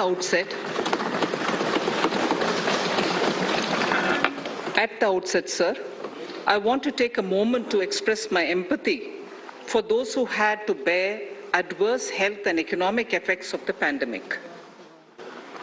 The overall sharp rebound and recovery of the economy is reflective of our country's strong resilience. India's economic growth in the current year is estimated to be 9.2%, highest among all large economies. I recognize we are in the midst of an Omicron wave with high incidence but milder symptoms. Further, the speed and coverage of our vaccination campaign has helped greatly. With an accelerated improvement of health infrastructure in the past 2 years, we are in a strong position to withstand challenges. I am confident that with Sabka Prayas, we will continue our journey with strong growth. Honorable Speaker, we are marking Azadi Ka Amrit Mahotsav and have entered into Amrit Kal, the 25-year-long lead up to India at 100. Honorable Prime Minister in his Independence Day address had set out the vision for India at 100. By achieving certain goals during Amrit Kal, our government aims to attain this vision. They are complementing the macroeconomic level growth focus with a microeconomic level all-inclusive welfare focus, promoting digital economy and fintech, technology-enabled development, energy transition, and climate action, and relying on virtuous cycle starting from private investment with public capital investment, helping to crowd in private investment. Since 2014, our government's focus has been on empowerment of citizens, especially the poor and the marginalized. Measures have included programs that have provided housing, electricity, cooking gas, and access to water, We also have programs for ensuring financial inclusion and direct benefit transfers. We are committed to strengthening the abilities of the poor to tap all opportunities. Our government constantly strives to provide the necessary ecosystem for the middle classes, a vast and wide section which is populated across various middle income brackets, to make use of the opportunities they so desire. This budget seeks to lay the foundation and give a blueprint to steer the economy over Amrit Kal of the next 25 years, from India at 75 to India at 100. It continues to build on the vision drawn in the budget of 21-22. Its fundamental tenets, which included transparency of financial statement and fiscal position, reflect the government's intent, strengths, and challenges. This continues to guide us. The initiatives of the last year's budget have seen significant progress and have been provided with adequate allocations in this budget as well. The strengthening of health infrastructure, speedy implementation of the vaccination program, and the nationwide resilient response to the current wave of the pandemic are evident for all. The productivity-linked incentive in 14 sectors for achieving the vision of Atmanirbhar Bharat has received excellent response, with potential to create 60 lakh new jobs and an additional production of 30 lakh crore during next 5 years. Towards implementation of the new public sector enterprise policy, the strategic transfer of ownership of Air India has been completed. The strategic partner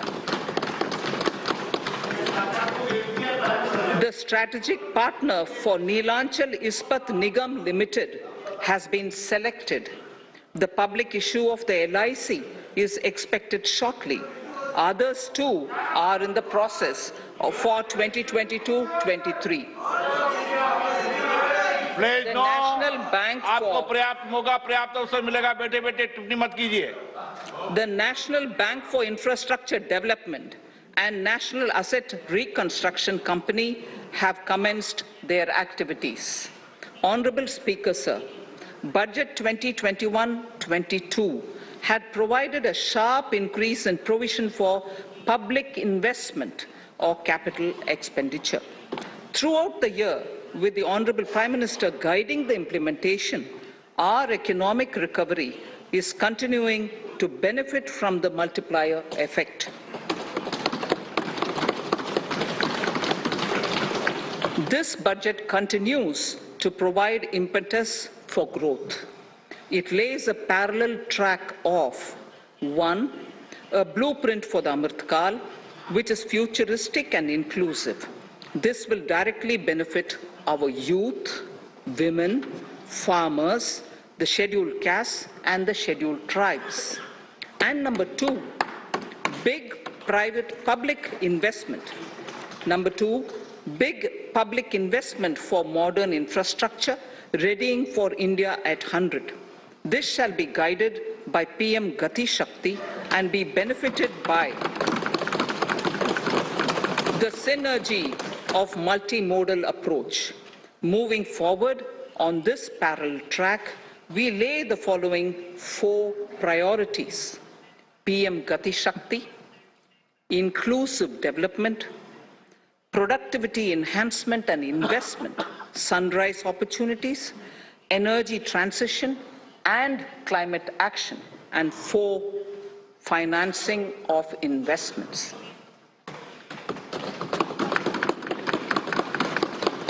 PM Gati Shakti. PM Gati Shakti is a transformative approach for economic growth and sustainable development.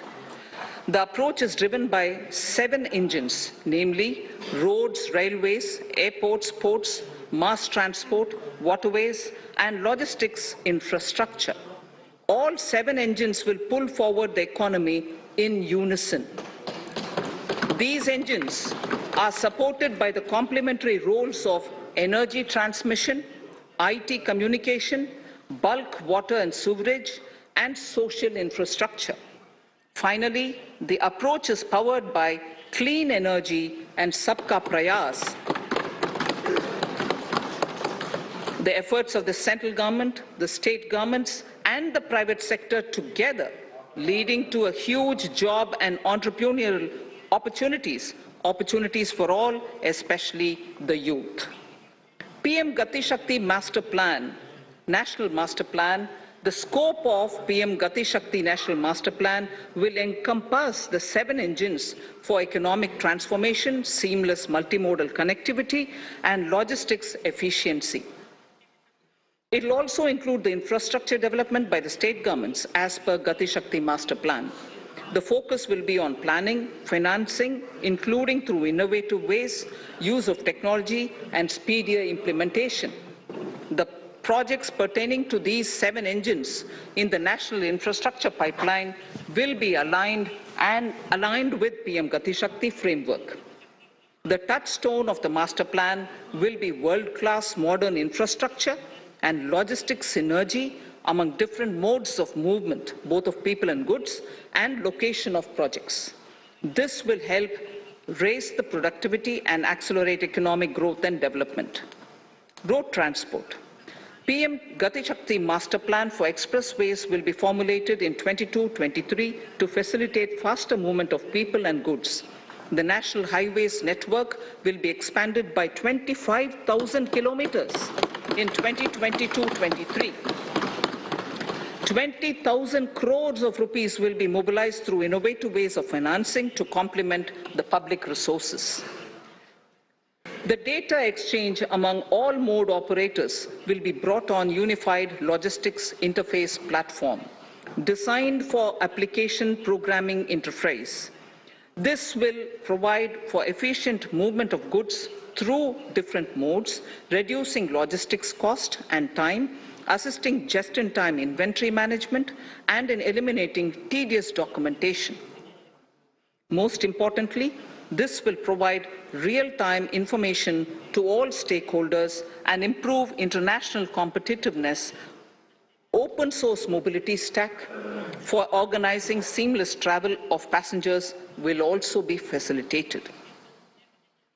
Contracts for implementation of multimodal logistic parks at 4 locations through PPP mode will be awarded in 22-23. Railways will develop new products and efficient logistics services for small farmers and small and medium enterprises, besides taking the lead in integration of postal and railways network to provide seamless solutions for movement of parcels. One station, one product concept will be popularized to help local businesses and supply chains. As a part of Atmanirbhar Bharat, 2,000 kilometers of network will be brought under Kavach, the indigenous world-class technology for safety and capacity augmentation in 2022-23. 400 new generation Vande Bharat trains will better energy efficiency and passenger riding experience will be developed and manufactured during the next 3 years. 100 PM Gati Shakti cargo terminals for multimodal logistics facilities will be developed during the next 3 years. Innovative ways of financing and faster implementation will be encouraged for building metro systems of appropriate type at scale. Multimodal connectivity between mass urban transport and railway stations will be facilitated on priority. Design of metro systems, including civil structures, will be reoriented and standardized for Indian conditions and needs. Parvat Mala. As a preferred ecologically sustainable alternative to conventional roads in difficult hilly areas, National Ropeways Development Program will be taken up on PPP mode. The aim is to improve connectivity and convenience for With technical support from the Capacity Building Commission, central ministries, state governments, and their infra agencies will have their skills upgraded. This will ramp up capacity in planning, design, financing, including innovative ways, and implementation management of the PM Gati Shakti infrastructure projects. Inclusive development, our second priority. Agriculture. The procurement of wheat in Rabi 21-22 and the estimated procurement of paddy in Kharif 21-22 will cover 1,208 lakh metric tons of wheat and paddy from 163 lakh farmers, and 2.37 lakh crores will be the direct payment of MSP value to their accounts. Chemical-free natural farming will be promoted throughout the country with a focus on farmers' lands in 5-kilometer wide corridors along the river Ganga at the first stage. 2023 has been announced as the International Year of Millets. Support will be provided for post-harvest value addition, enhancing domestic consumption, and for branding millet products nationally and internationally. To reduce our dependence on import of oil seeds, a rationalized and comprehensive scheme to increase domestic production of oil seeds will be implemented. For delivery of digital and high-tech services to farmers, with involvement of public sector research and extension institutions, along with private agri-tech players and stakeholders of agri-value chains, a scheme in PPP mode will be launched.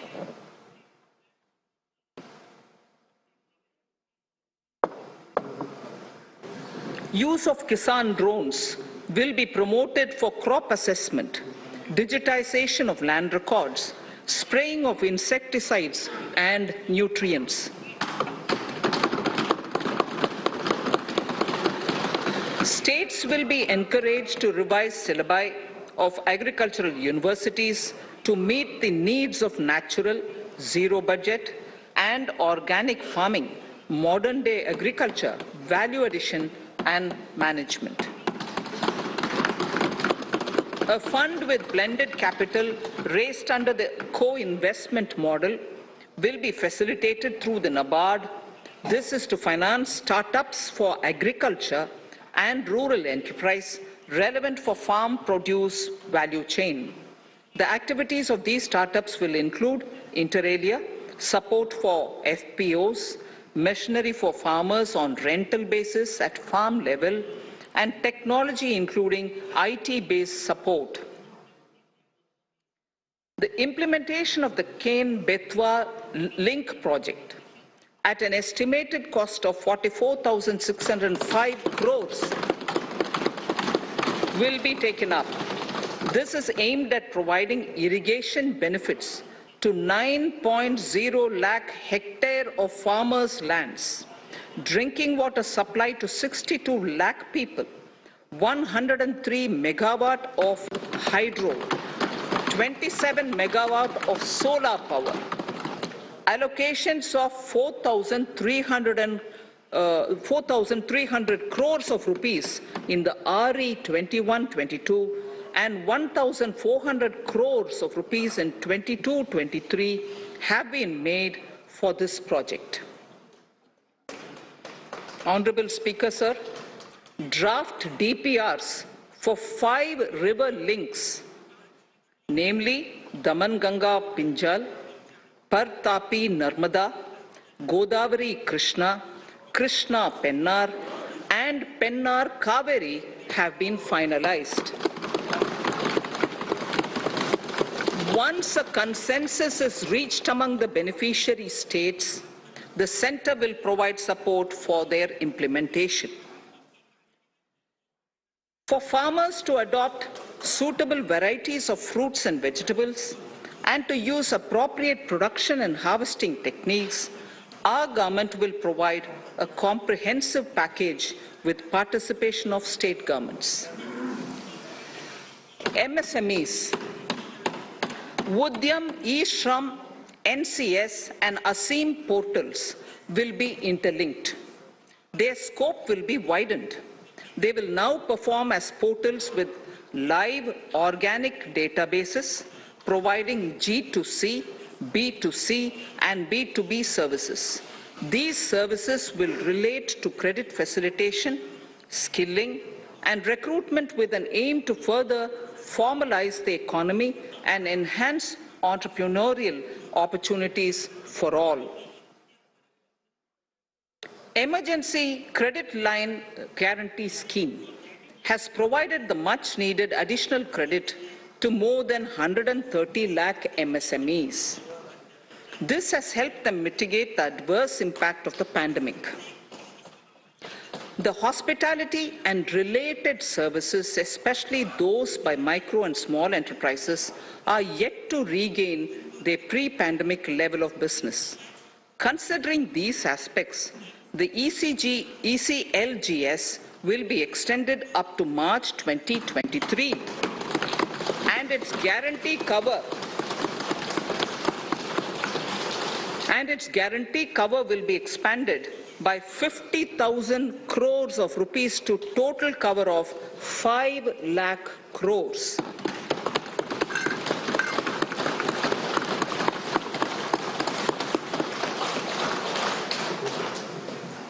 With the additional amount being earmarked exclusively for the hospitality and related sectors. Credit Guarantee Trust for Micro and Small Enterprises, CGT-MSE, scheme will be revamped with required infusion of funds. This will facilitate additional credit of 2 lakh crore for micro and small enterprises and expand employment opportunities.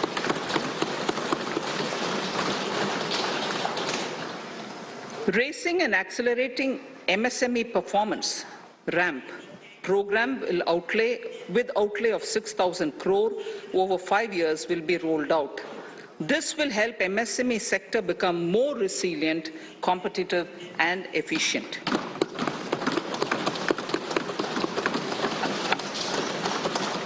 Skilling programs and partnership with the industry will be reoriented to promote continuous skilling avenues, sustainability and employability. The National Skill Qualification Framework will be aligned with dynamic industry needs. Digital ecosystem for skilling and livelihood, the Desh Stack e-portal, will be launched. This aims to empower citizens to skill, reskill or upskill through online training. It will also provide API-based trusted skill credentials, payment and discovery layers to find relevant jobs and entrepreneurial opportunities. Startups will be promoted to facilitate Drone Shakti through varied applications and for drone as a service.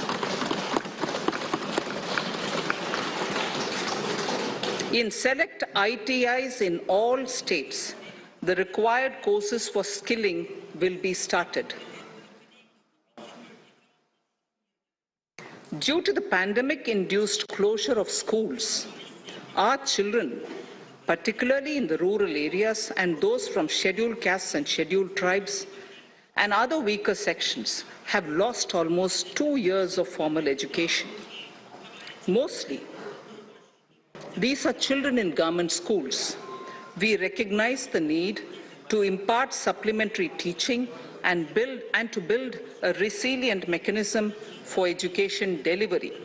For this purpose, One Class, One TV channel program of PM E-Vidya will be expanded from 12 to 200 TV channels. This will enable all states to provide supplementary education in regional languages for classes 1 to 12.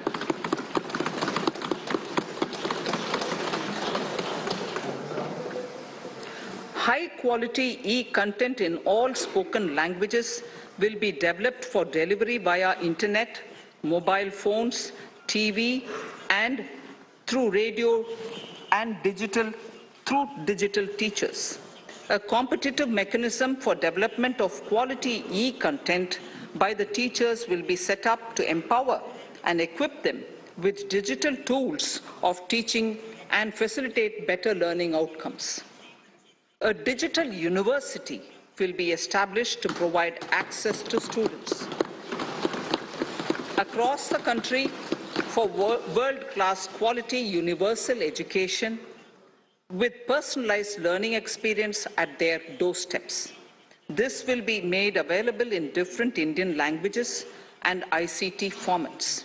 The university will be built on a networked hub and spoke model, with the hub building cutting-edge ICT expertise. The best public universities and institutions in the country will collaborate as a network of hub and spoke. An open platform for the national digital health ecosystem will be rolled out.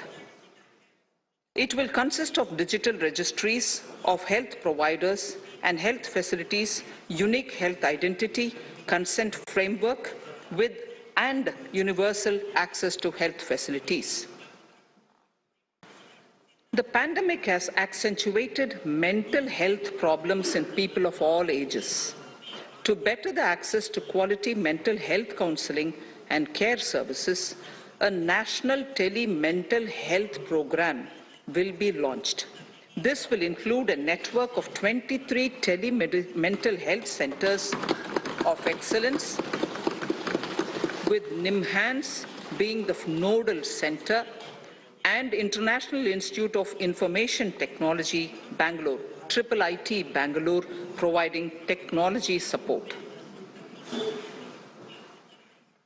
Recognizing the importance of Nari Shakti as the harbinger of our bright future and for women-led development, during the Amrit Kal, our government has comprehensively revamped the schemes of the Ministry of Women and Child Development. Accordingly, 3 schemes, namely Mission Shakti, Mission Vatsalya, Saksham Anganwadi and Poshan 2.0 were launched recently to provide integrated benefits to women and children. Saksham Anganwadis are a new generation Anganwadis that have better infrastructure and audio-visual aids, powered by clean energy and providing improved environment for early childhood development. 2 lakh Anganwadis will be upgraded under this scheme. Current coverage of Har Ghar Nal Se Jal is 8.7 crores. Of this, 5.5 crore households were provided tap water in last 2 years itself. Allocation of 60,000 crores of rupees has been made with an aim to cover 3.8 crore households in 2022 and 23. In 22-23, 80 lakh houses will be completed for the identified eligible beneficiaries of the PM Awas Yojana, both rural and urban. 48,000 crores is allotted for this purpose. The central government will work with the state governments for reduction of time required for all land and construction related approvals, for promoting affordable housing for middle class and for the economically weaker sections in urban areas. We shall also work with the financial sector regulators to expand access to capital along with reduction in cost of intermediaries. A new scheme, Prime Minister's Development Initiative for the Northeast, will be implemented through the Northeastern Council. It will fund infrastructure in the spirit of PM Gati Shakti and social development projects based on felt needs of the Northeast. This will enable livelihood activities for youth and women, filling the gaps in various sectors. It will not be a substitute for existing central or state schemes. While the central ministries may also post their candidate projects, priority will be given to those posted by the states. An initial allocation of 1,500 crores of rupees will be made, and the initial list of projects is given in Annexure 1 of my speech.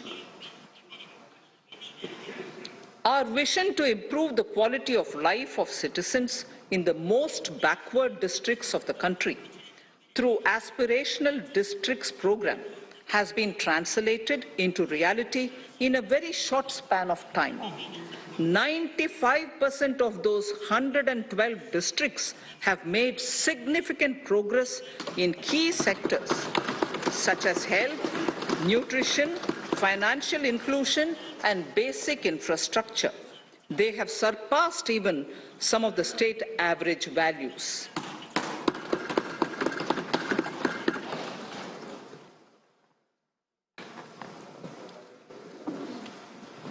However, in those districts, some blocks continue to lag.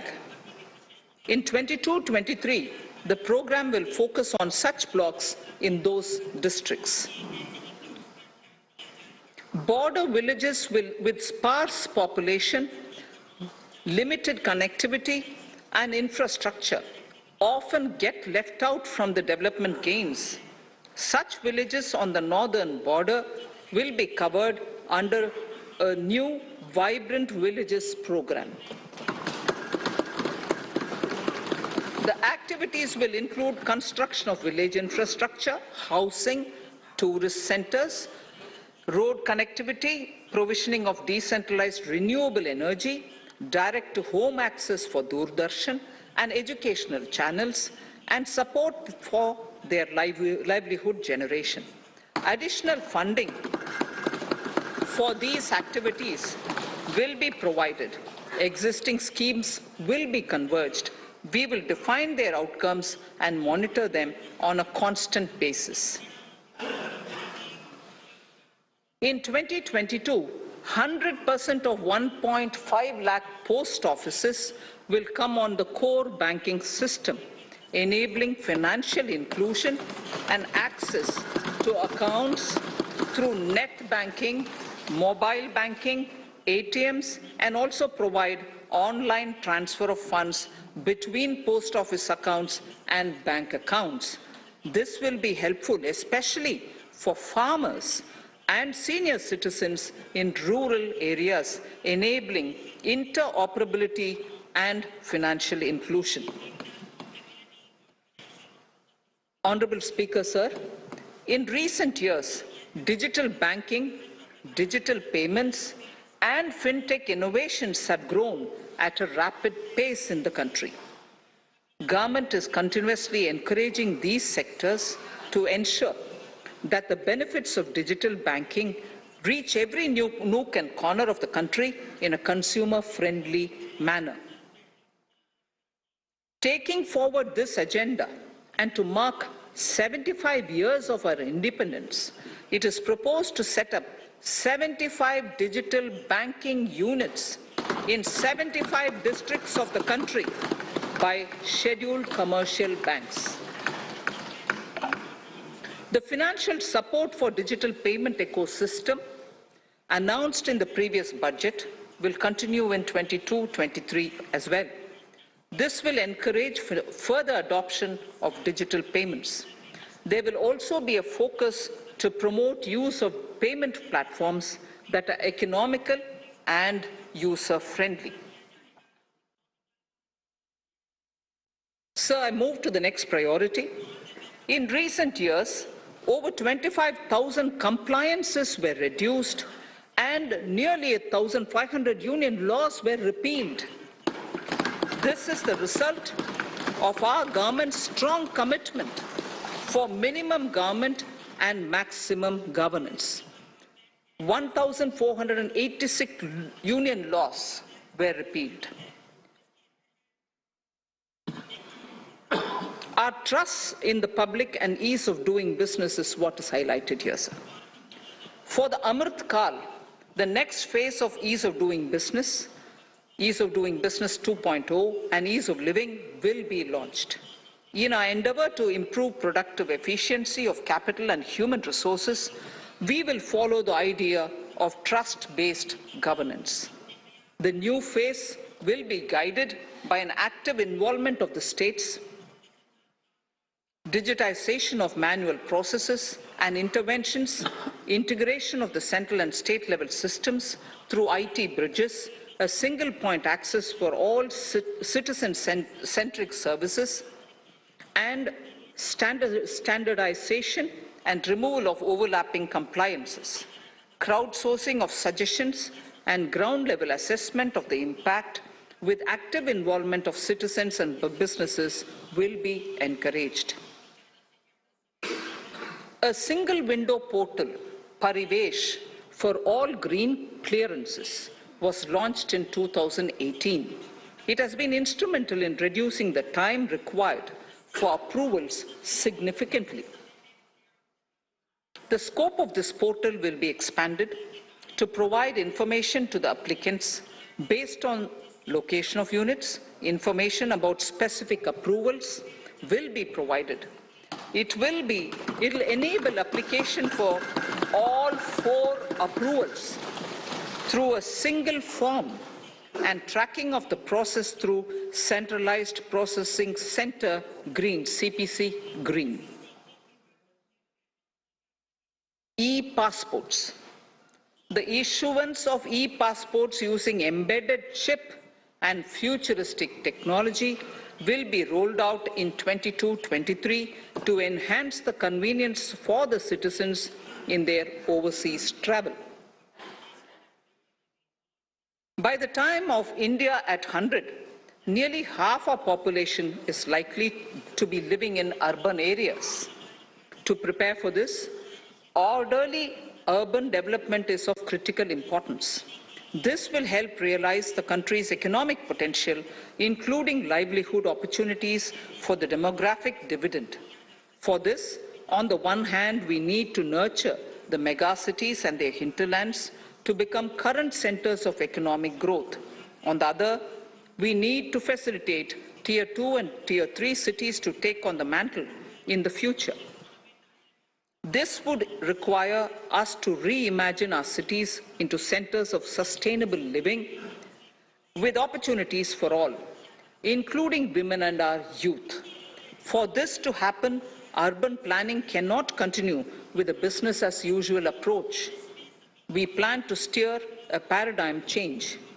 A high-level committee of reputed urban planners, urban economists, and institutions will be formed to make recommendations on urban sector policies, capacity building, planning, implementation, and governance. For urban capacity building, support will be provided to the states. Modernization of building bylaws, town planning schemes, transit-oriented development will be implemented. This will facilitate reforms for people to live and work closer to the mass transit systems. The central government's financial support for mass transit projects and Amrit scheme will be leveraged for formulation of action plans and their implementation for facilitating the TOD and TPS by the states. For developing India-specific knowledge in urban planning and design, and to deliver certified training in these areas, up to 5 existing academic institutions in different regions will be designated as centers of excellence. These centers will be provided endowment fund of 250 crore each. In addition, the AICTE will take the lead to improve syllabi, quality and access of urban planning courses in other institutions. We will promote a shift to use of public transport in urban areas. This will be complemented by clean tech and governance solutions, special mobility zones with zero fossil fuel policy and EV vehicles. Battery swapping policy. Considering the constraint of space in urban areas, for setting up charging stations at scale, a battery swapping policy will be brought out and interoperability standards will be formulated.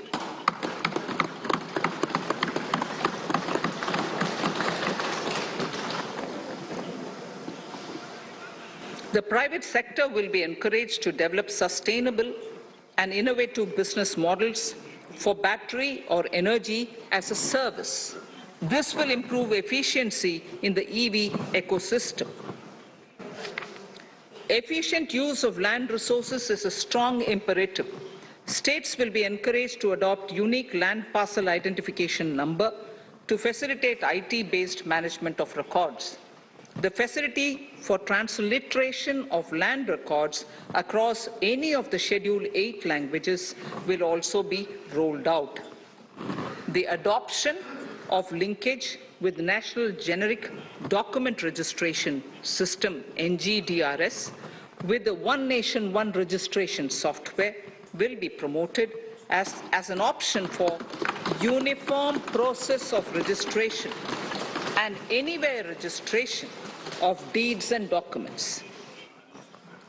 Necessary amendments in the code IBC will be carried out to enhance the efficiency of the resolution process and facilitate cross-border insolvency resolution.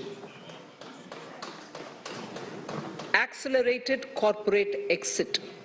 Several IT-based systems have been established for accelerated registration of new companies. Now the Center for Processing Accelerated Corporate Exit, CPACE, will process re-engineering, will be established to facilitate and speed up the voluntary winding up of these companies from the currently required 2 years to less than 6 months. Government procurement. Government rules have recently been modernized for the needs of Amritkal. The new rules have benefited from the inputs from various stakeholders. The modernized rules allow use of transparent quality criteria besides cost and evaluation of complex tenders. Provisions have been made for payment of 75% of running bills mandatorily within 10 days and for encouraging settlements of disputes through conciliation. As a further step to enhance transparency and to reduce delays in payments, a completely paperless, end-to-end online e-bill system will be launched for use by all central ministries for their procurements. The system will enable the suppliers and contractors to submit online their digitally signed bills and claims and track their status from anywhere. To reduce indirect cost for suppliers and work contractors, the use of surety bonds as a substitute for bank guarantee will be made acceptable in government procurements. Business such as gold imports may also find this useful. IRDAI, insurance regulator, has given the framework for issue of surety bonds by insurance companies. AVGC Promotion Task Force. The animation, visual effects, gaming, and comic, the AVGC sector, offers immense potential to employ youth.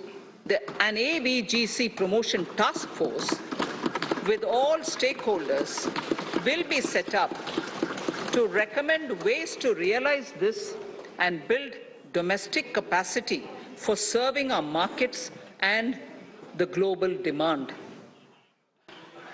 Telecom sector.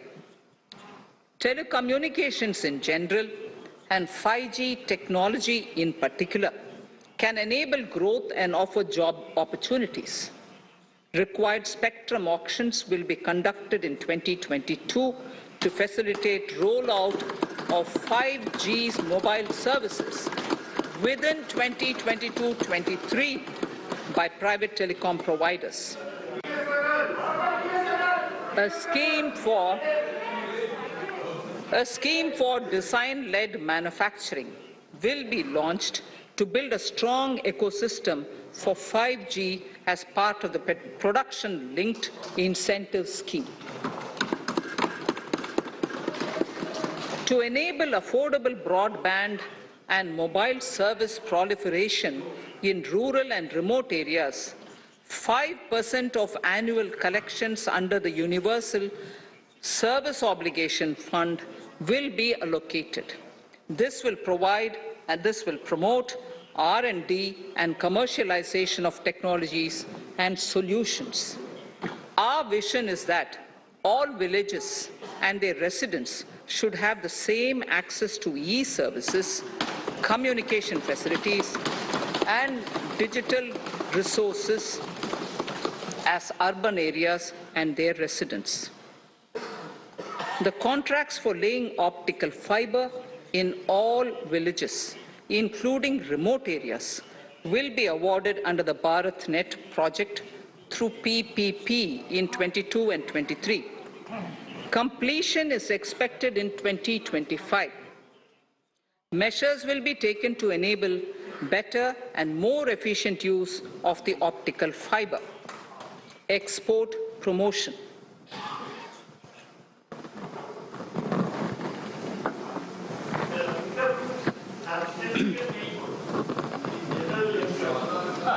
The Special Economic Zones Act will be replaced with a new legislation that will enable the states to become partners in development of enterprise and service hubs.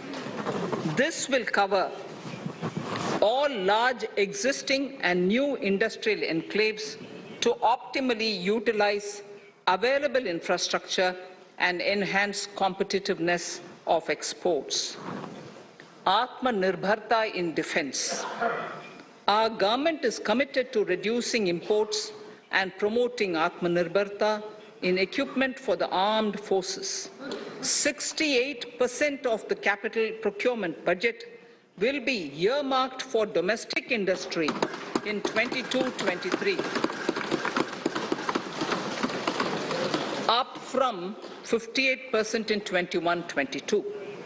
Defense R&D will be opened up for industry, startups, and academia, with 25% of defense R&D budget earmarked. Private industry will be encouraged to take up design and development of military platforms and equipment in collaboration with DRDO and other organizations through SPV model. An independent nodal umbrella body will be set up for meeting wide-ranging testing and certification requirements. Artificial intelligence, geospatial systems and drones, semiconductor and its ecosystem, space economy, genomics and pharmaceuticals, green energy and clean mobility systems have immense potential to assist sustainable development at scale and modernize the country. They provide employment opportunities for our youth and make Indian industry more efficient and competitive. Supportive policies, light touch regulations, facilitative actions to build domestic capacities and promotion of research and development will guide the government's approach. For R&D in the sunrise opportunities, in addition to efforts of collaboration among academia, industry and public institutions, government contribution will be provided. Energy transition and climate change. The risks of climate change are the strongest negative externalities that affect India and other countries. As Honorable Prime Minister said at the COP26 summit in Glasgow last November, and I quote, what is needed today is mindful and deliberate utilization instead of mindless, destructive consumption, unquote. The low-carbon development strategy, as enunciated in the Panchamrit that he announced is an important reflection of our government's strong commitment towards sustainable development. The strategy opens up huge employment opportunities and will take the country on a sustainable development path. This budget proposes several near-term and long-term actions accordingly. Solar power. To facilitate domestic manufacturing for the ambitious goal of 280 gigawatts of installed solar capacity by 2030, an additional allocation of 19,500 crores for PLI, production-linked incentive, for manufacturing of high-efficiency modules with priority to fully integrate manufacturing units from polysilicon to solar PV modules will be made. Honorable Speaker, sir, the circular economy transition is expected to help in productivity enhancement as well as creating large opportunities for new businesses and jobs. The action plans for 10 sectors such as electronic waste, end-of-life vehicles, used oil waste, toxic and hazardous industrial waste are already ready. The focus will now be on addressing important cross-cutting issues of infrastructure, reverse logistics, technology upgradation, and integration with informal sector. This will be supported by active public policies covering regulations, extended producers' responsibilities, framework, and innovation facilities. 5 to 7% biomass pellets will be co-fired in thermal power plants, resulting in carbon dioxide savings of 38 MMT annually. This will also provide extra income to farmers and job opportunities to locals and help avoid stubble burning in agricultural fields. Saving energy is an important aspect of the energy management. Hence, energy efficiency and savings measures will be promoted. This will be done in large commercial buildings through the energy service company business model. It will facilitate capacity building and awareness for energy audits, performance contracts, and common measurement of and verification protocol. 4 pilot projects for coal gasification and conversion of coal into chemicals required for the industry will be set up to evolve technical and financial viability. The policies and required legislative changes to promote agroforestry and private forestry will be brought in. In addition, financial support will be provided to farmers belonging to scheduled castes and scheduled tribes who want to take up agroforestry. Honorable Speaker, I now move to the 4th priority, financing of investments.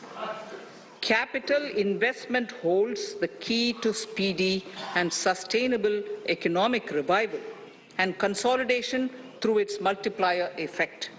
Capital investment also helps in creating employment opportunities, induced enhanced demand for manufactured input from large industries and MSMEs, services from professionals, and help farmers through better agri-infrastructure.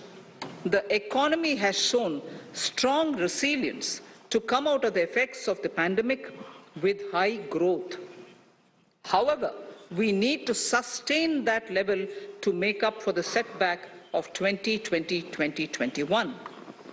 As outlined in para 5 earlier, the virtuous cycle of investment requires public investment to crowd in private investment. At this stage, Private investments seem to require that support to rise to their potential and to the needs of the economy. Public investment must continue to take the lead and prime the private investment and demand in 2022-23. Considering the above imperative, the outlay for capital expenditure in the union budget is once again being stepped up sharply by 35.4% from 5.54 lakh crore in the current year to 7.50 lakh crores in 22-23. This has increased to more than 2.2 times the expenditure of 2019-20. This outlay in 22-23 will be 2.9% of the GDP. Effective capital expenditure, with this investment taken together with the provision made for creation of capital assets through grants and aid to states, the effective capital expenditure of the central government is estimated at 10.68 lakh crores in 22-23, which will be about 4.1% of the GDP. Green bonds. As a part of the government's overall market borrowings in 22-23, sovereign green bonds will be issued for mobilizing resources for green infrastructure. The proceeds will be deployed in public sector projects which help in reducing the carbon intensity of the economy. Gift IFSC. World-class foreign universities and institutions will be allowed in the gift city to offer courses in the financial management, fintech, science, technology, engineering, and mathematics free from domestic regulations, except those by the IFSCA to facilitate availability of high-end human resources for financial services and technology. An international arbitration center will be set up in the gift city for timely settlement of disputes under international jurisprudence. Services for global capital for sustainable and climate finance in the country will be facilitated in the gift city. Infrastructure status. Data centers and energy storage systems, including dense charging infrastructure and grid-scale battery systems, will be included in the harmonized list of infrastructure. This will facilitate credit availability for digital infrastructure and clean energy storage. Venture capital and private equity invested more than 5.5 lakh crores last year, facilitating one of the largest startup growth system. Scaling up this investment requires a holistic examination of regulatory and other frictions. An expert committee will be set up to examine and suggest appropriate measures. Government-backed funds, NIIF and SIDBI, Fund of Funds, have provided scale capital, creating a multiplier effect. For encouraging important sunrise sectors such as climate action, deep tech, digital economy, pharma, and agri-tech, the government will promote these thematic funds for blended finance, with the government share being limited to 20% and the funds being managed by private fund managers. For financing the infrastructure needs, the stepping up of public investment will need to be complemented by private capital at a significant scale. Measures will be taken to enhance financial viability of projects, including PPP, with technical and knowledge assistance from multilateral agencies. Enhancing financial viability shall also be obtained by adopting global best practices, innovative ways of financing, and balanced risk allocation. Digital rupee.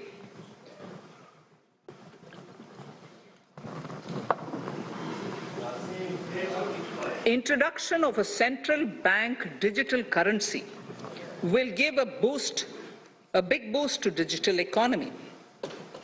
Digital currency will also lead to a more efficient and cheaper currency management system. It is therefore proposed to introduce digital rupee using blockchain and other technologies to be issued by the Reserve Bank of India starting 2022 and 23. Financial assistance to states for capital investment. Reflecting the true spirit of cooperative federalism, the central government is committed to bolstering the hands of the states in enhancing their capital investment towards creating productive assets and generating remunerative employment. The scheme for financial assistance to states for capital investment has been extremely well received by the states. In deference to the requests received during my meeting with the chief ministers and state finance ministers, the outlay for this scheme is being enhanced from 10,000 crores in the budget estimates to 15,000 crores in the revised estimates for the current year.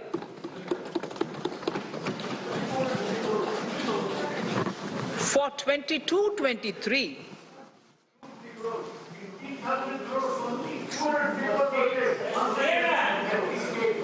I'll repeat that sentence for the benefit of many of our honorable members. In deference to the requests received during my meeting with chief ministers and state finance ministers, the outlay for this scheme is being enhanced from 10,000 crores in the BE to 15,000 crores, 15,000 crores in the RE of the current year. For 22-23, the allocation is 1 lakh crores to assist the states in catalyzing the overall investments in the economy. These 50-year interest-free loans are over and above the normal borrowings allowed to the states, are over and above the normal borrowings to the states. This allocation will be used for PM Gati Shakti related and other productive capital investments of the states. It will also include components for supplemental funding for priority segments of PM Gram Sadak Yojana, including support for the state share, digitization of the economy, including digital payments and completion of OFC network, and reforms related to building bylaws, town planning schemes, transit-oriented development, and transferable development rights. In 22-23, in accordance with the recommendations of the 15th Finance Commission, the states will be allowed a fiscal deficit of 4% of the GSDP, of which 0.5% will be tied to power sector reforms, for which the conditions have already been communicated in 21-22. Fiscal management. As against a total expenditure of 34.83 lakh crores of rupees projected in the BE 21-22, the revised estimate is 37.70 lakh crores. The revised estimate of capital expenditure is 6.3 lakh crores of rupees. This includes an amount of 51,971 crores towards settlement of outstanding guaranteed liabilities of Air India and its other sundry commitments. Coming to the budget estimates, Honorable Speaker, sir, the total expenditure in 22-23 is estimated at 39.45 lakh crores, while the total receipts other than borrowings are estimated at 22.84 lakh crores of rupees.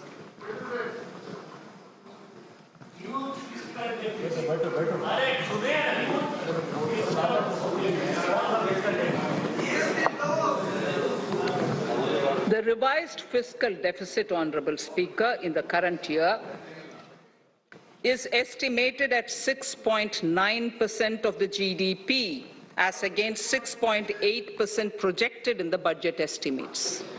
The fiscal deficit is in 22-23 is estimated at 6.4% of the GDP, which is consistent with the broad path of the fiscal consolidation announced by me last year to reach a fiscal deficit level below 4.5% by 25-26. While setting the fiscal deficit level in 22-23, I am conscious of the need to nurture growth through public investment to become stronger and sustainable. I will now move to Part B of my speech.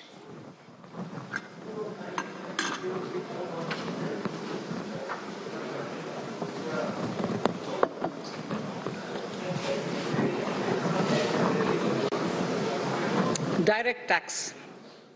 Honorable Speaker, sir, I take this opportunity to thank all the taxpayers of our country who have contributed immensely and strengthened the hands of the government in helping their fellow citizens in this hour of need. So I have brought in a little verse from the Mahabharata. I won't spend more time reading because I would like the speech to get enough time. However, the substance of it is the king must make arrangements for yoga kshema, which is the welfare of the populace, by way of abandoning any laxity and by governing the state in line with dharma, along with collecting taxes which are in consonance with dharma. This is Mahabharata Shanti Parva Adhyaya, Shloka 11 from 72. Drawing wisdom from our ancient texts, we continue on the path to progress. The proposals in this budget, while continuing with our declared policy of stable and predictable tax regime, intend to bring more reforms that will take ahead our vision to establish a trustworthy tax regime. This will further simplify the tax system, promote voluntary compliance by taxpayers, and reduce litigation. Introducing new updated return. India is growing at an accelerated pace and people are undertaking multiple financial transactions. The Income Tax Department has established a robust framework of reporting of taxpayers' transactions. In this context, some taxpayers may realize that they have committed omissions or mistakes in correctly estimating their income for tax payment. To provide an opportunity to correct such errors, I am proposing a new provision permitting taxpayers to file an updated return on payment of additional tax. This updated return can be filed within 2 years from the end of the relevant assessment year.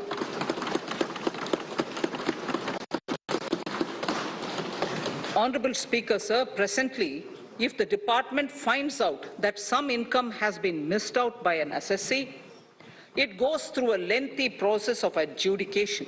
Instead, with this proposal now, there will be a trust repost in the taxpayers that will enable the assessee herself to declare the income that she may have missed out earlier while filing her return. Full details of the proposal are given in the finance bill. It is an affirmative step in the direction of voluntary compliance.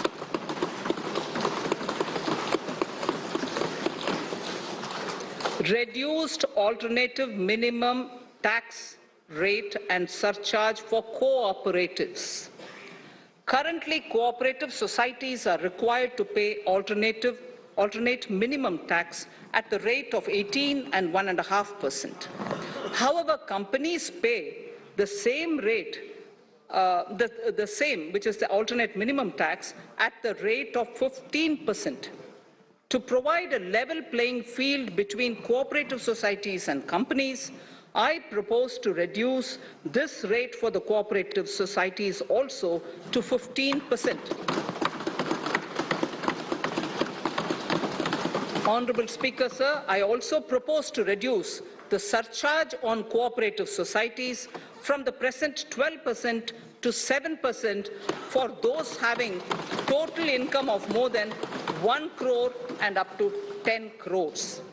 This would help in enhancing income of cooperative societies and its members who are mostly from the rural and from farming communities. Tax relief to persons with disability. The parent or guardian of a differently abled person can take an insurance scheme for such person. The present law provides for deduction to the parent or guardian only if the lump sum payment or annuity is available to the differently abled person on the death of the subscriber, that is the parent or the guardian. There could be situations where the differently abled dependent may need payment of annuity or lump sum amount even during the lifetime of their parent or guardian. I propose thus to allow the payment of annuity and lump sum amount to the differently abled dependent during the lifetime of the parent and guardians, that is parent or guardians, attaining the age of 60 years. Parity between employees of the state and central governments. At present, the central government contributes 14% of the salary of its employee to the National Pension System, NPS, Tier 1. This is allowed as a deduction in computing the income of the employee. However, such deduction is allowed only to the extent of 10% of the salary in case of employees of the state governments. To provide equal treatment to both central and state government employees, I propose to increase the tax deduction limit from 10% to 14% on employers' contribution to the MPS account of state government employees as well. This would help in enhancing the social security benefits of the state government employees and bring them at par with central government employees. Incentives for startups. Startups have emerged as drivers of growth for our economy. Over the past few years, the country has seen a manifold increase in successful startups. Eligible startups established before 31/3/2022 had been provided a tax incentive for 3 consecutive years out of the 10 years from incorporation. In view of the COVID pandemic, I propose to extend the period of incorporation of the eligible startup by 1 more year, that is up to 31/3/2023, for providing such tax incentives.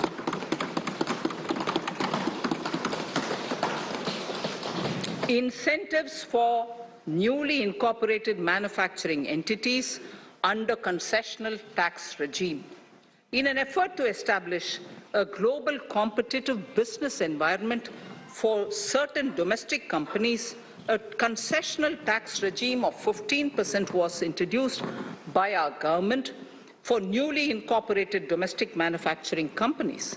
I propose to extend the last date for commencement of manufacturing or production under Section 115B(ab) by 1 more year, that is from 31st March 2023 to 31st March 2024.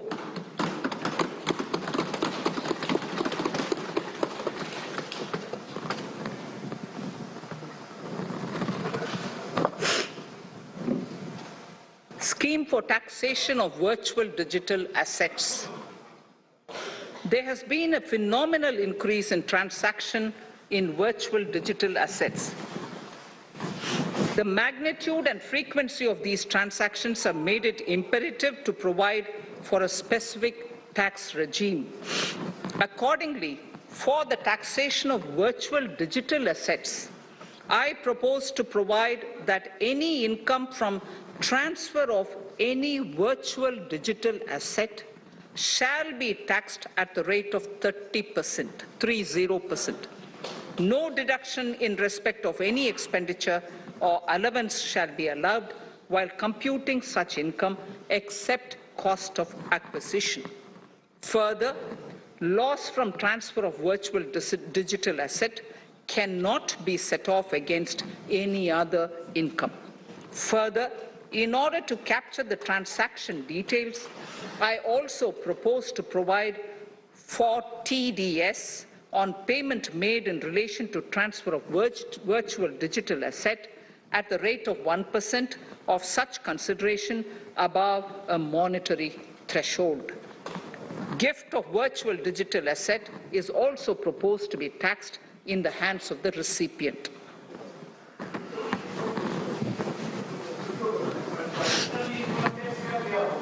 Litigation management to avoid repetitive appeals by the department. It has been observed that a lot of time and resources are consumed in filing of appeals which involve identical issues. Taking forward our policy of sound litigation management, I propose to provide that if a question of law in the case of an assessee is identical to a question of law which is pending in the appeal before a jurisdictional high court or Supreme Court, in any case, the filing of further appeal in the case of this assessee by the department shall be deferred till such a question of law is decided by the jurisdictional high court or the Supreme Court. This will greatly help in reducing the repeated litigation between taxpayer and the department. Taking forward our efforts to further promote the IFSC, I hereby propose to provide that income of a non-resident from offshore derivative instruments or over-the-counter derivatives issued by an offshore banking unit, income from royalty and interest on account of lease of ship, and income received from portfolio management services in IFSC shall be exempt from tax subject to specified conditions. Rationalization of surcharge. In the globalized business world, there are several work contracts whose terms and conditions mandatorily require formation of a consortium. The members in the consortium are generally companies. In such cases, the income of these AOPs has to suffer a graded surcharge up to 37%, which is a lot more than surcharge on the individual companies. Accordingly, I propose to cap the surcharge of these AOPs at 15%, 15%. Further, the long-term capital gains on listed equity shares, units, etc., are liable to maximum surcharge of 15%, while other long-term capital gains are subjected to a graded surcharge, which goes up to 37%. I propose to cap the surcharge on long-term capital gains arising on transfer of any type of assets at 15%. This step will give a boost to startup community, and along with my proposal on the extended tax benefits to manufacturing companies and startups, reaffirms our commitment to Atmanirbhar Bharat. Clarification in relation to health and education cess as business expenditure. The income tax is not an allowable expenditure for computation of business income. This includes tax as well as surcharges. The health and education cess is imposed as an additional surcharge on the taxpayer for funding specific government welfare programs. However, some courts have allowed health and education cess as business expenditure, which is against the legislative intent. To reiterate the legislative intent, I propose to clarify that any surcharge or cess on income and profits is not allowable as business expenditure. Deterrence against tax evasion.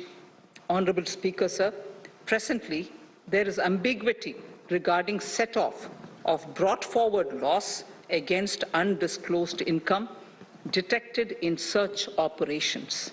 It has been observed that in many cases where undisclosed income or suppression of sales, etc., is detected, payment of tax is avoided by setting off of losses.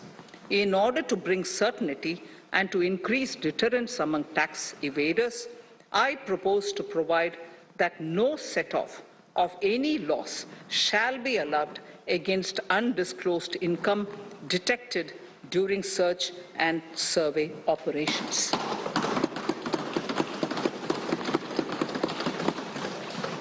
It has been noticed that as a business promotion strategy, there is a tendency on businesses to pass on benefits to their agents. Such benefits are taxable in the hands of the agents. In order to track such transactions, I propose to provide for tax deduction by the person giving benefits if the aggregate value of such benefits exceeds 20,000 rupees during the financial year. A few other changes are being made, the details of which are there in the finance bill. Indirect taxes. So remarkable progress in GST.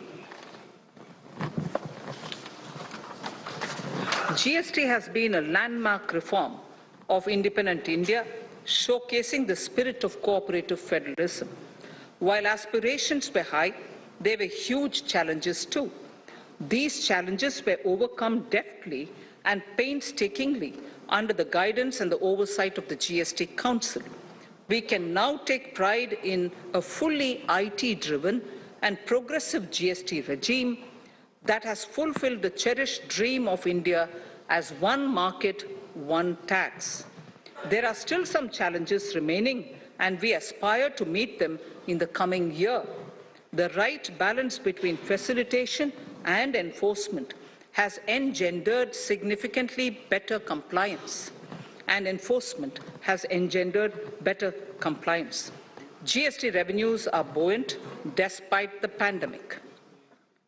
I would bring in something which I've got to know this morning, not part of my speech, but worth putting in here for the knowledge of the Honorable House. I would like to bring to the notice of this House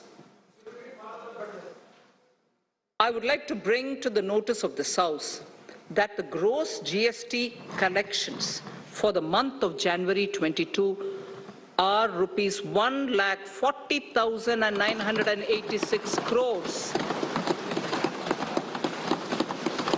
which is the highest since the inception of GST. This has been possible due to rapid economic growth, recovery, post-COVID,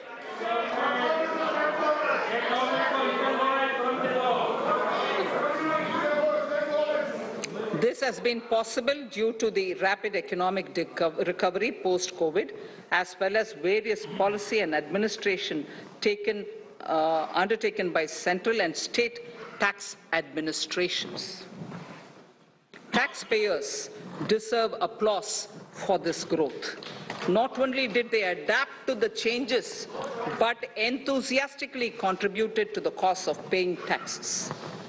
Special economic zones.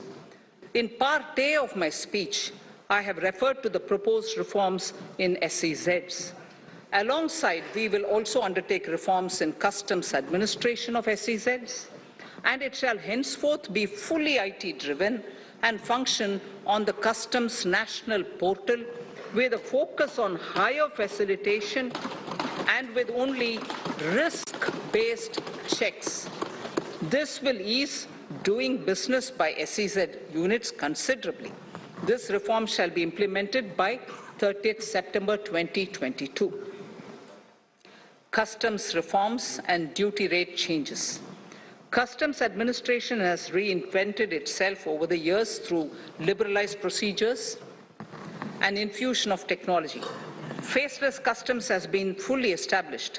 During COVID-19 pandemic, Customs Formation have done exceptional frontline work against all odds, displaying agility and purpose.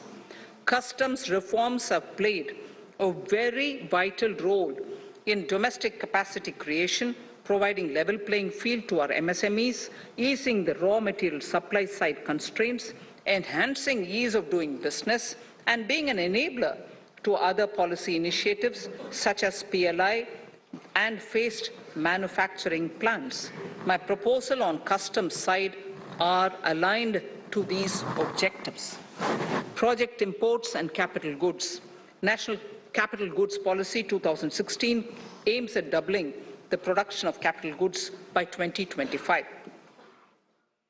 This would create an employment opportunities and result in increased economic activity. However, several duty exemptions, even extending to over 3 decades, in some cases have been granted to capital goods for various sectors like power, fertilizer, textiles, leather footwear, food processing, and fertilizers. These exemptions have hindered the growth of the domestic capital goods sector.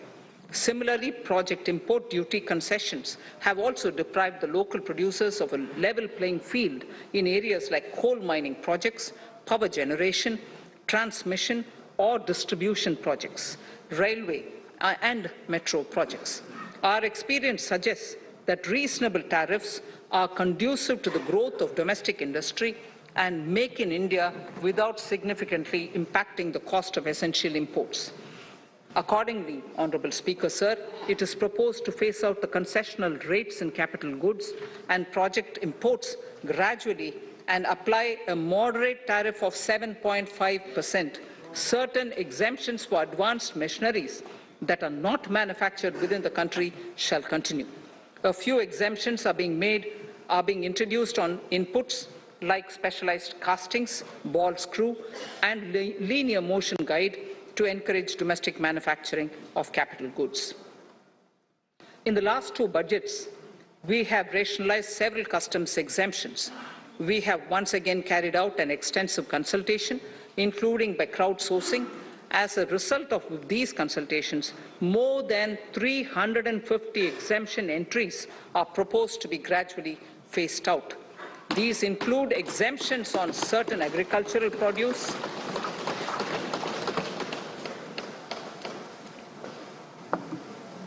chemicals, fabrics, medical devices and drugs, and medicines for which sufficient domestic capacity exists. Further, as a simplification measure, several concessional rates are being incorporated in the customs tariff schedule itself instead of prescribing them through various notifications.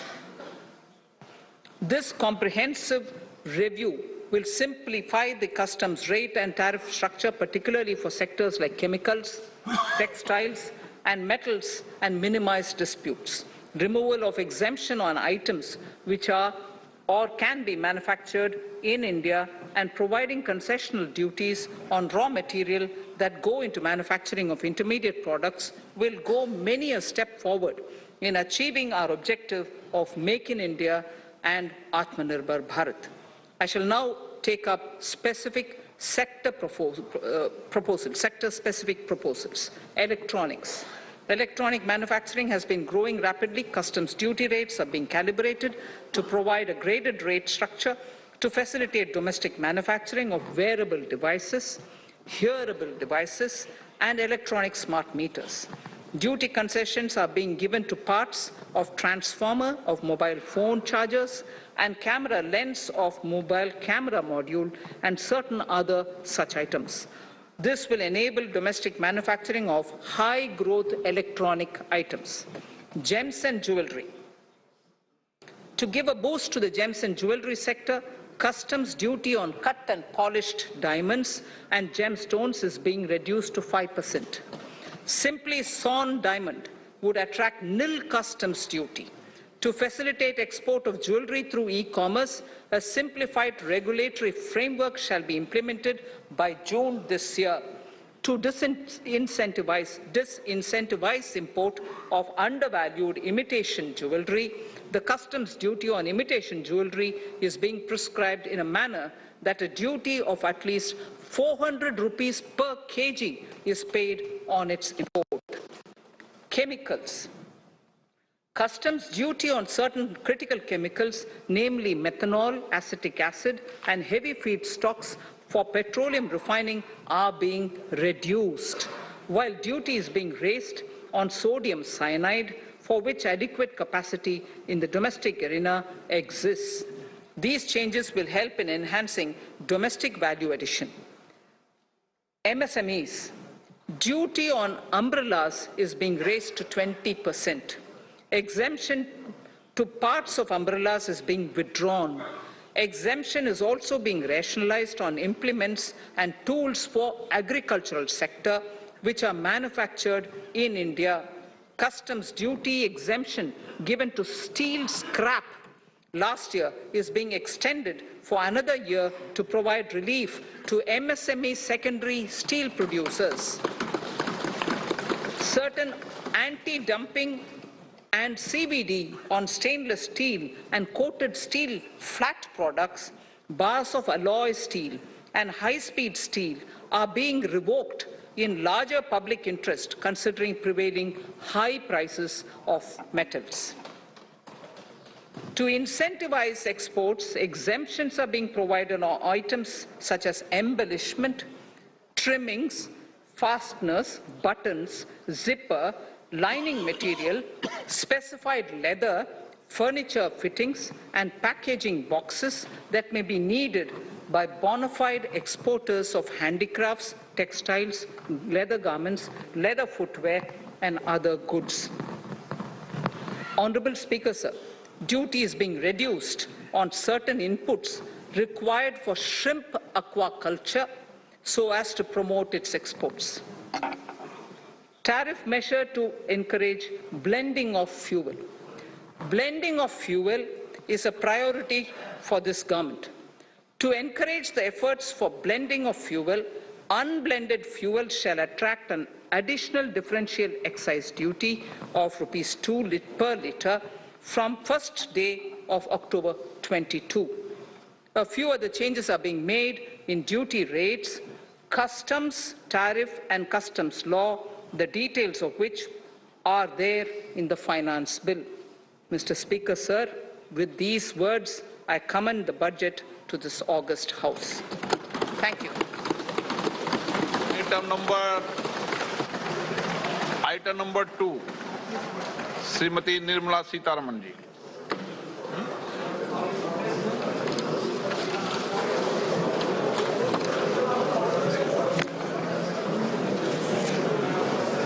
Sir, with your permission, I rise to lay on the table the following statements under Section 3(1) of the Fiscal Responsibility and Budget Management FRBM Act 2003.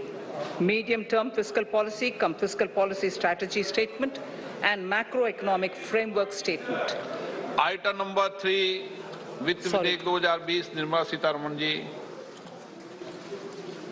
Sir, item number 3, Finance Bill. Sir, with your permission, I rise to move for leave to introduce the Finance Bill 2022. प्रश्न ये कि वित्त विधेयक को पुनर्स्थापित करने की अनुमति प्रदान की जाए।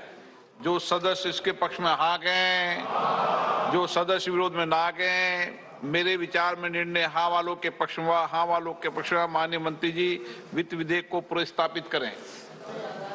Sir, I introduce the bill. सभा की कार्रवाई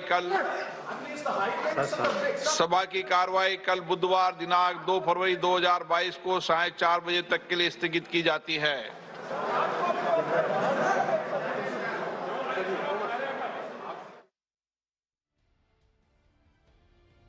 The budget announcement by Finance Minister Nirmala Sitharaman. The speech, in fact, went on for about 1 hour and 30 minutes. It started around 11 and she finished her speech, in fact, in just 1 hour and 30 minutes. Remember, last year it went on for over 2 hours. But as far as any big changes in our tax slabs are concerned that many were hoping for, that did not happen. But what we can really tell you is that there has been a sharp spike in capital expenditure, and that did come as a big surprise. In fact, the total capital expenditure this year for FY23, that is 2022-23, for the government is going to be 7.50 lakh crore rupees, which is an increase of about 35.4% from what we saw last year. So that is one key takeaway for our viewers as far as this particular budget is concerned. Huge spending on public infrastructure.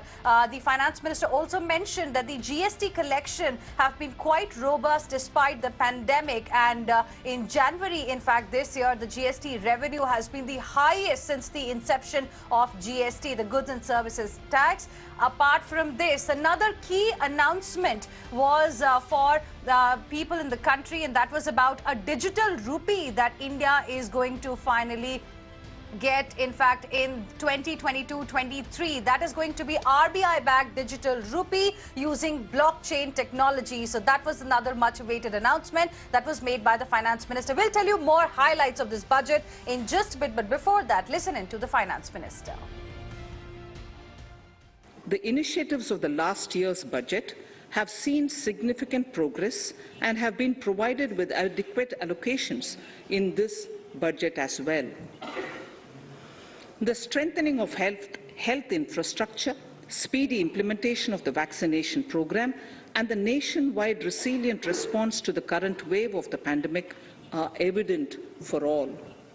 The productivity-linked incentive in 14 sectors for achieving the vision of Atmanirbhar Bharat has received excellent response, with potential to create 60 lakh new jobs and an additional production of 30 lakh crore during next 5 years.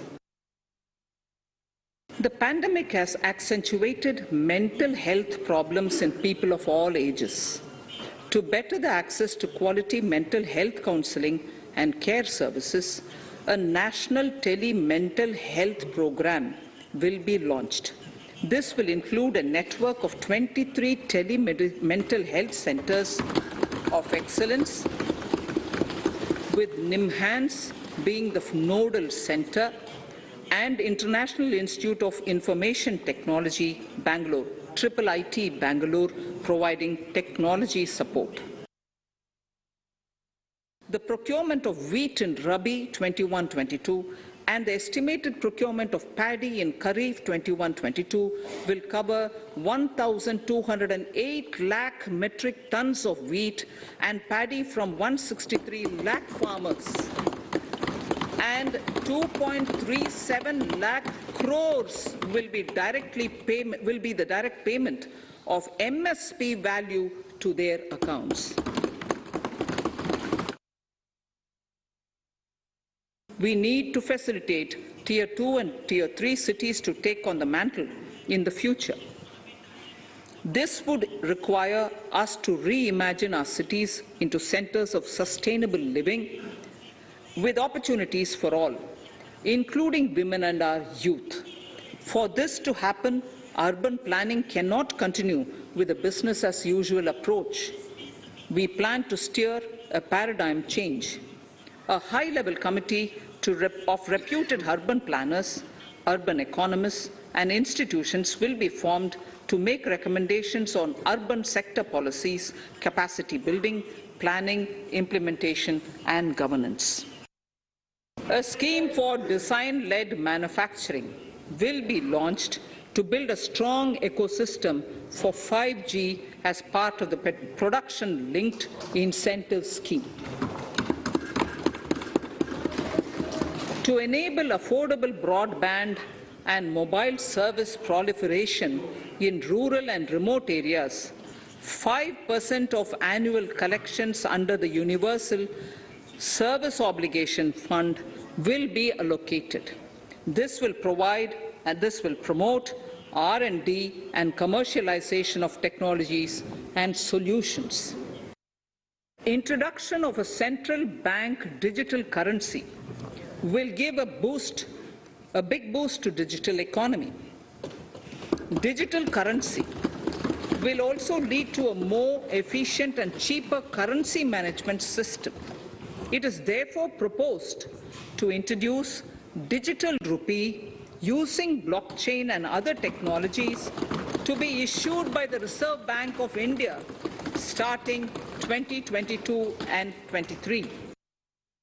The outlay for capital expenditure in the union budget is once again being stepped up sharply by 35.4% from 5.54 lakh crore in the current year to 7.50 lakh crores in 22-23.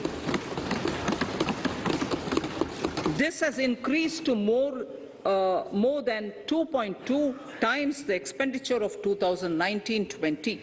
This outlay in 22-23 will be 2.9% of the GDP. The highlights of what the finance minister said in that budget speech. But Hina, I think the biggest, disappointment is going to be the fact that there has been no, announcement at all with regard to the direct taxes and the income tax part of it at all.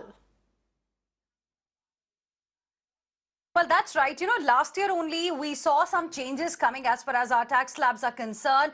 Some tinkering happened there. So, the expectation wasn't really there this year that the government is going to do a lot in terms of changing our direct tax system, because government has been working on something called as a direct tax code. That's likely to overhaul this entire direct tax system in the country. But that's, still being worked on, and it's not final yet. Apart from that, clearly, you're right, it has come in as a bit of a disappointment, because on one hand, while our tax collection has been so good, the finance minister acknowledged that even the GST revenue, for example, in the January month of this particular year has been the best. It's been about 1,40,986 crore rupees. That's the highest since the inception. There was this acknowledgement by the finance minister Avni that came today, which suggested that private investment hasn't really picked up, and hence the economy depends a lot upon the public investment, and that is the reason why there has been about 35% odd hike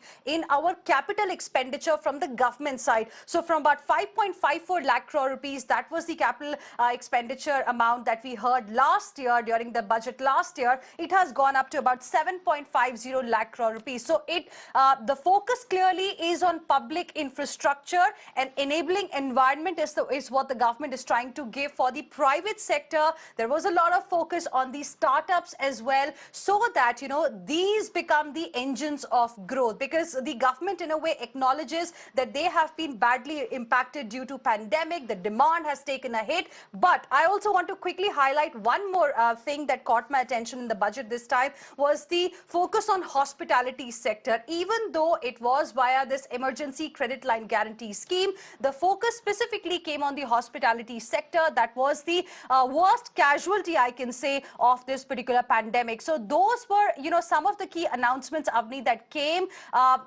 Most people, of course, that we have been speaking to were expecting a lot in terms of tax benefits. That hasn't really come. But let's see how the, experts will have to decode this budget for our viewers ahead. Absolutely, Hina. And in terms of, like you said, the hospitality sector getting the credit guarantee scheme, that seems to be the go-to scheme for the government since the beginning of the pandemic, because we have been seeing a lot of experts point out that they hope to see more, money literally being put into the hands of people, into sectors which need it. But the government has refrained from doing that time and time again. And once again, even today, we've seen extension of credit guarantee schemes for the MSME sector, the hospitality industry also, like you pointed out.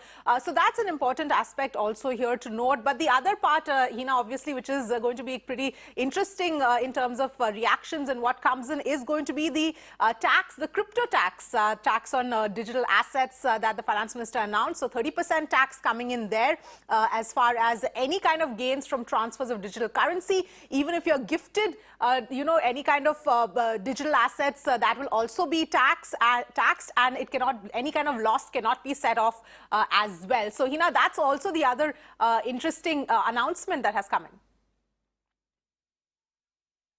Well, absolutely, Avni. In fact, we also were constantly keeping our eyes on how the markets are really reacting to the budget announcements, and the markets remained where they were. In fact, after the budget speech got over, Sensex, in fact, is about 929 points up in the green. So that seems that markets seem to be giving a thumbs up to the budget announcement so far. Let's also go across to Shweta, in fact, who's joining us on the broadcast this morning. Shweta, can you tell us how has been the reaction of the budget announcements today for Dalal Street, for the people that you've been speaking with?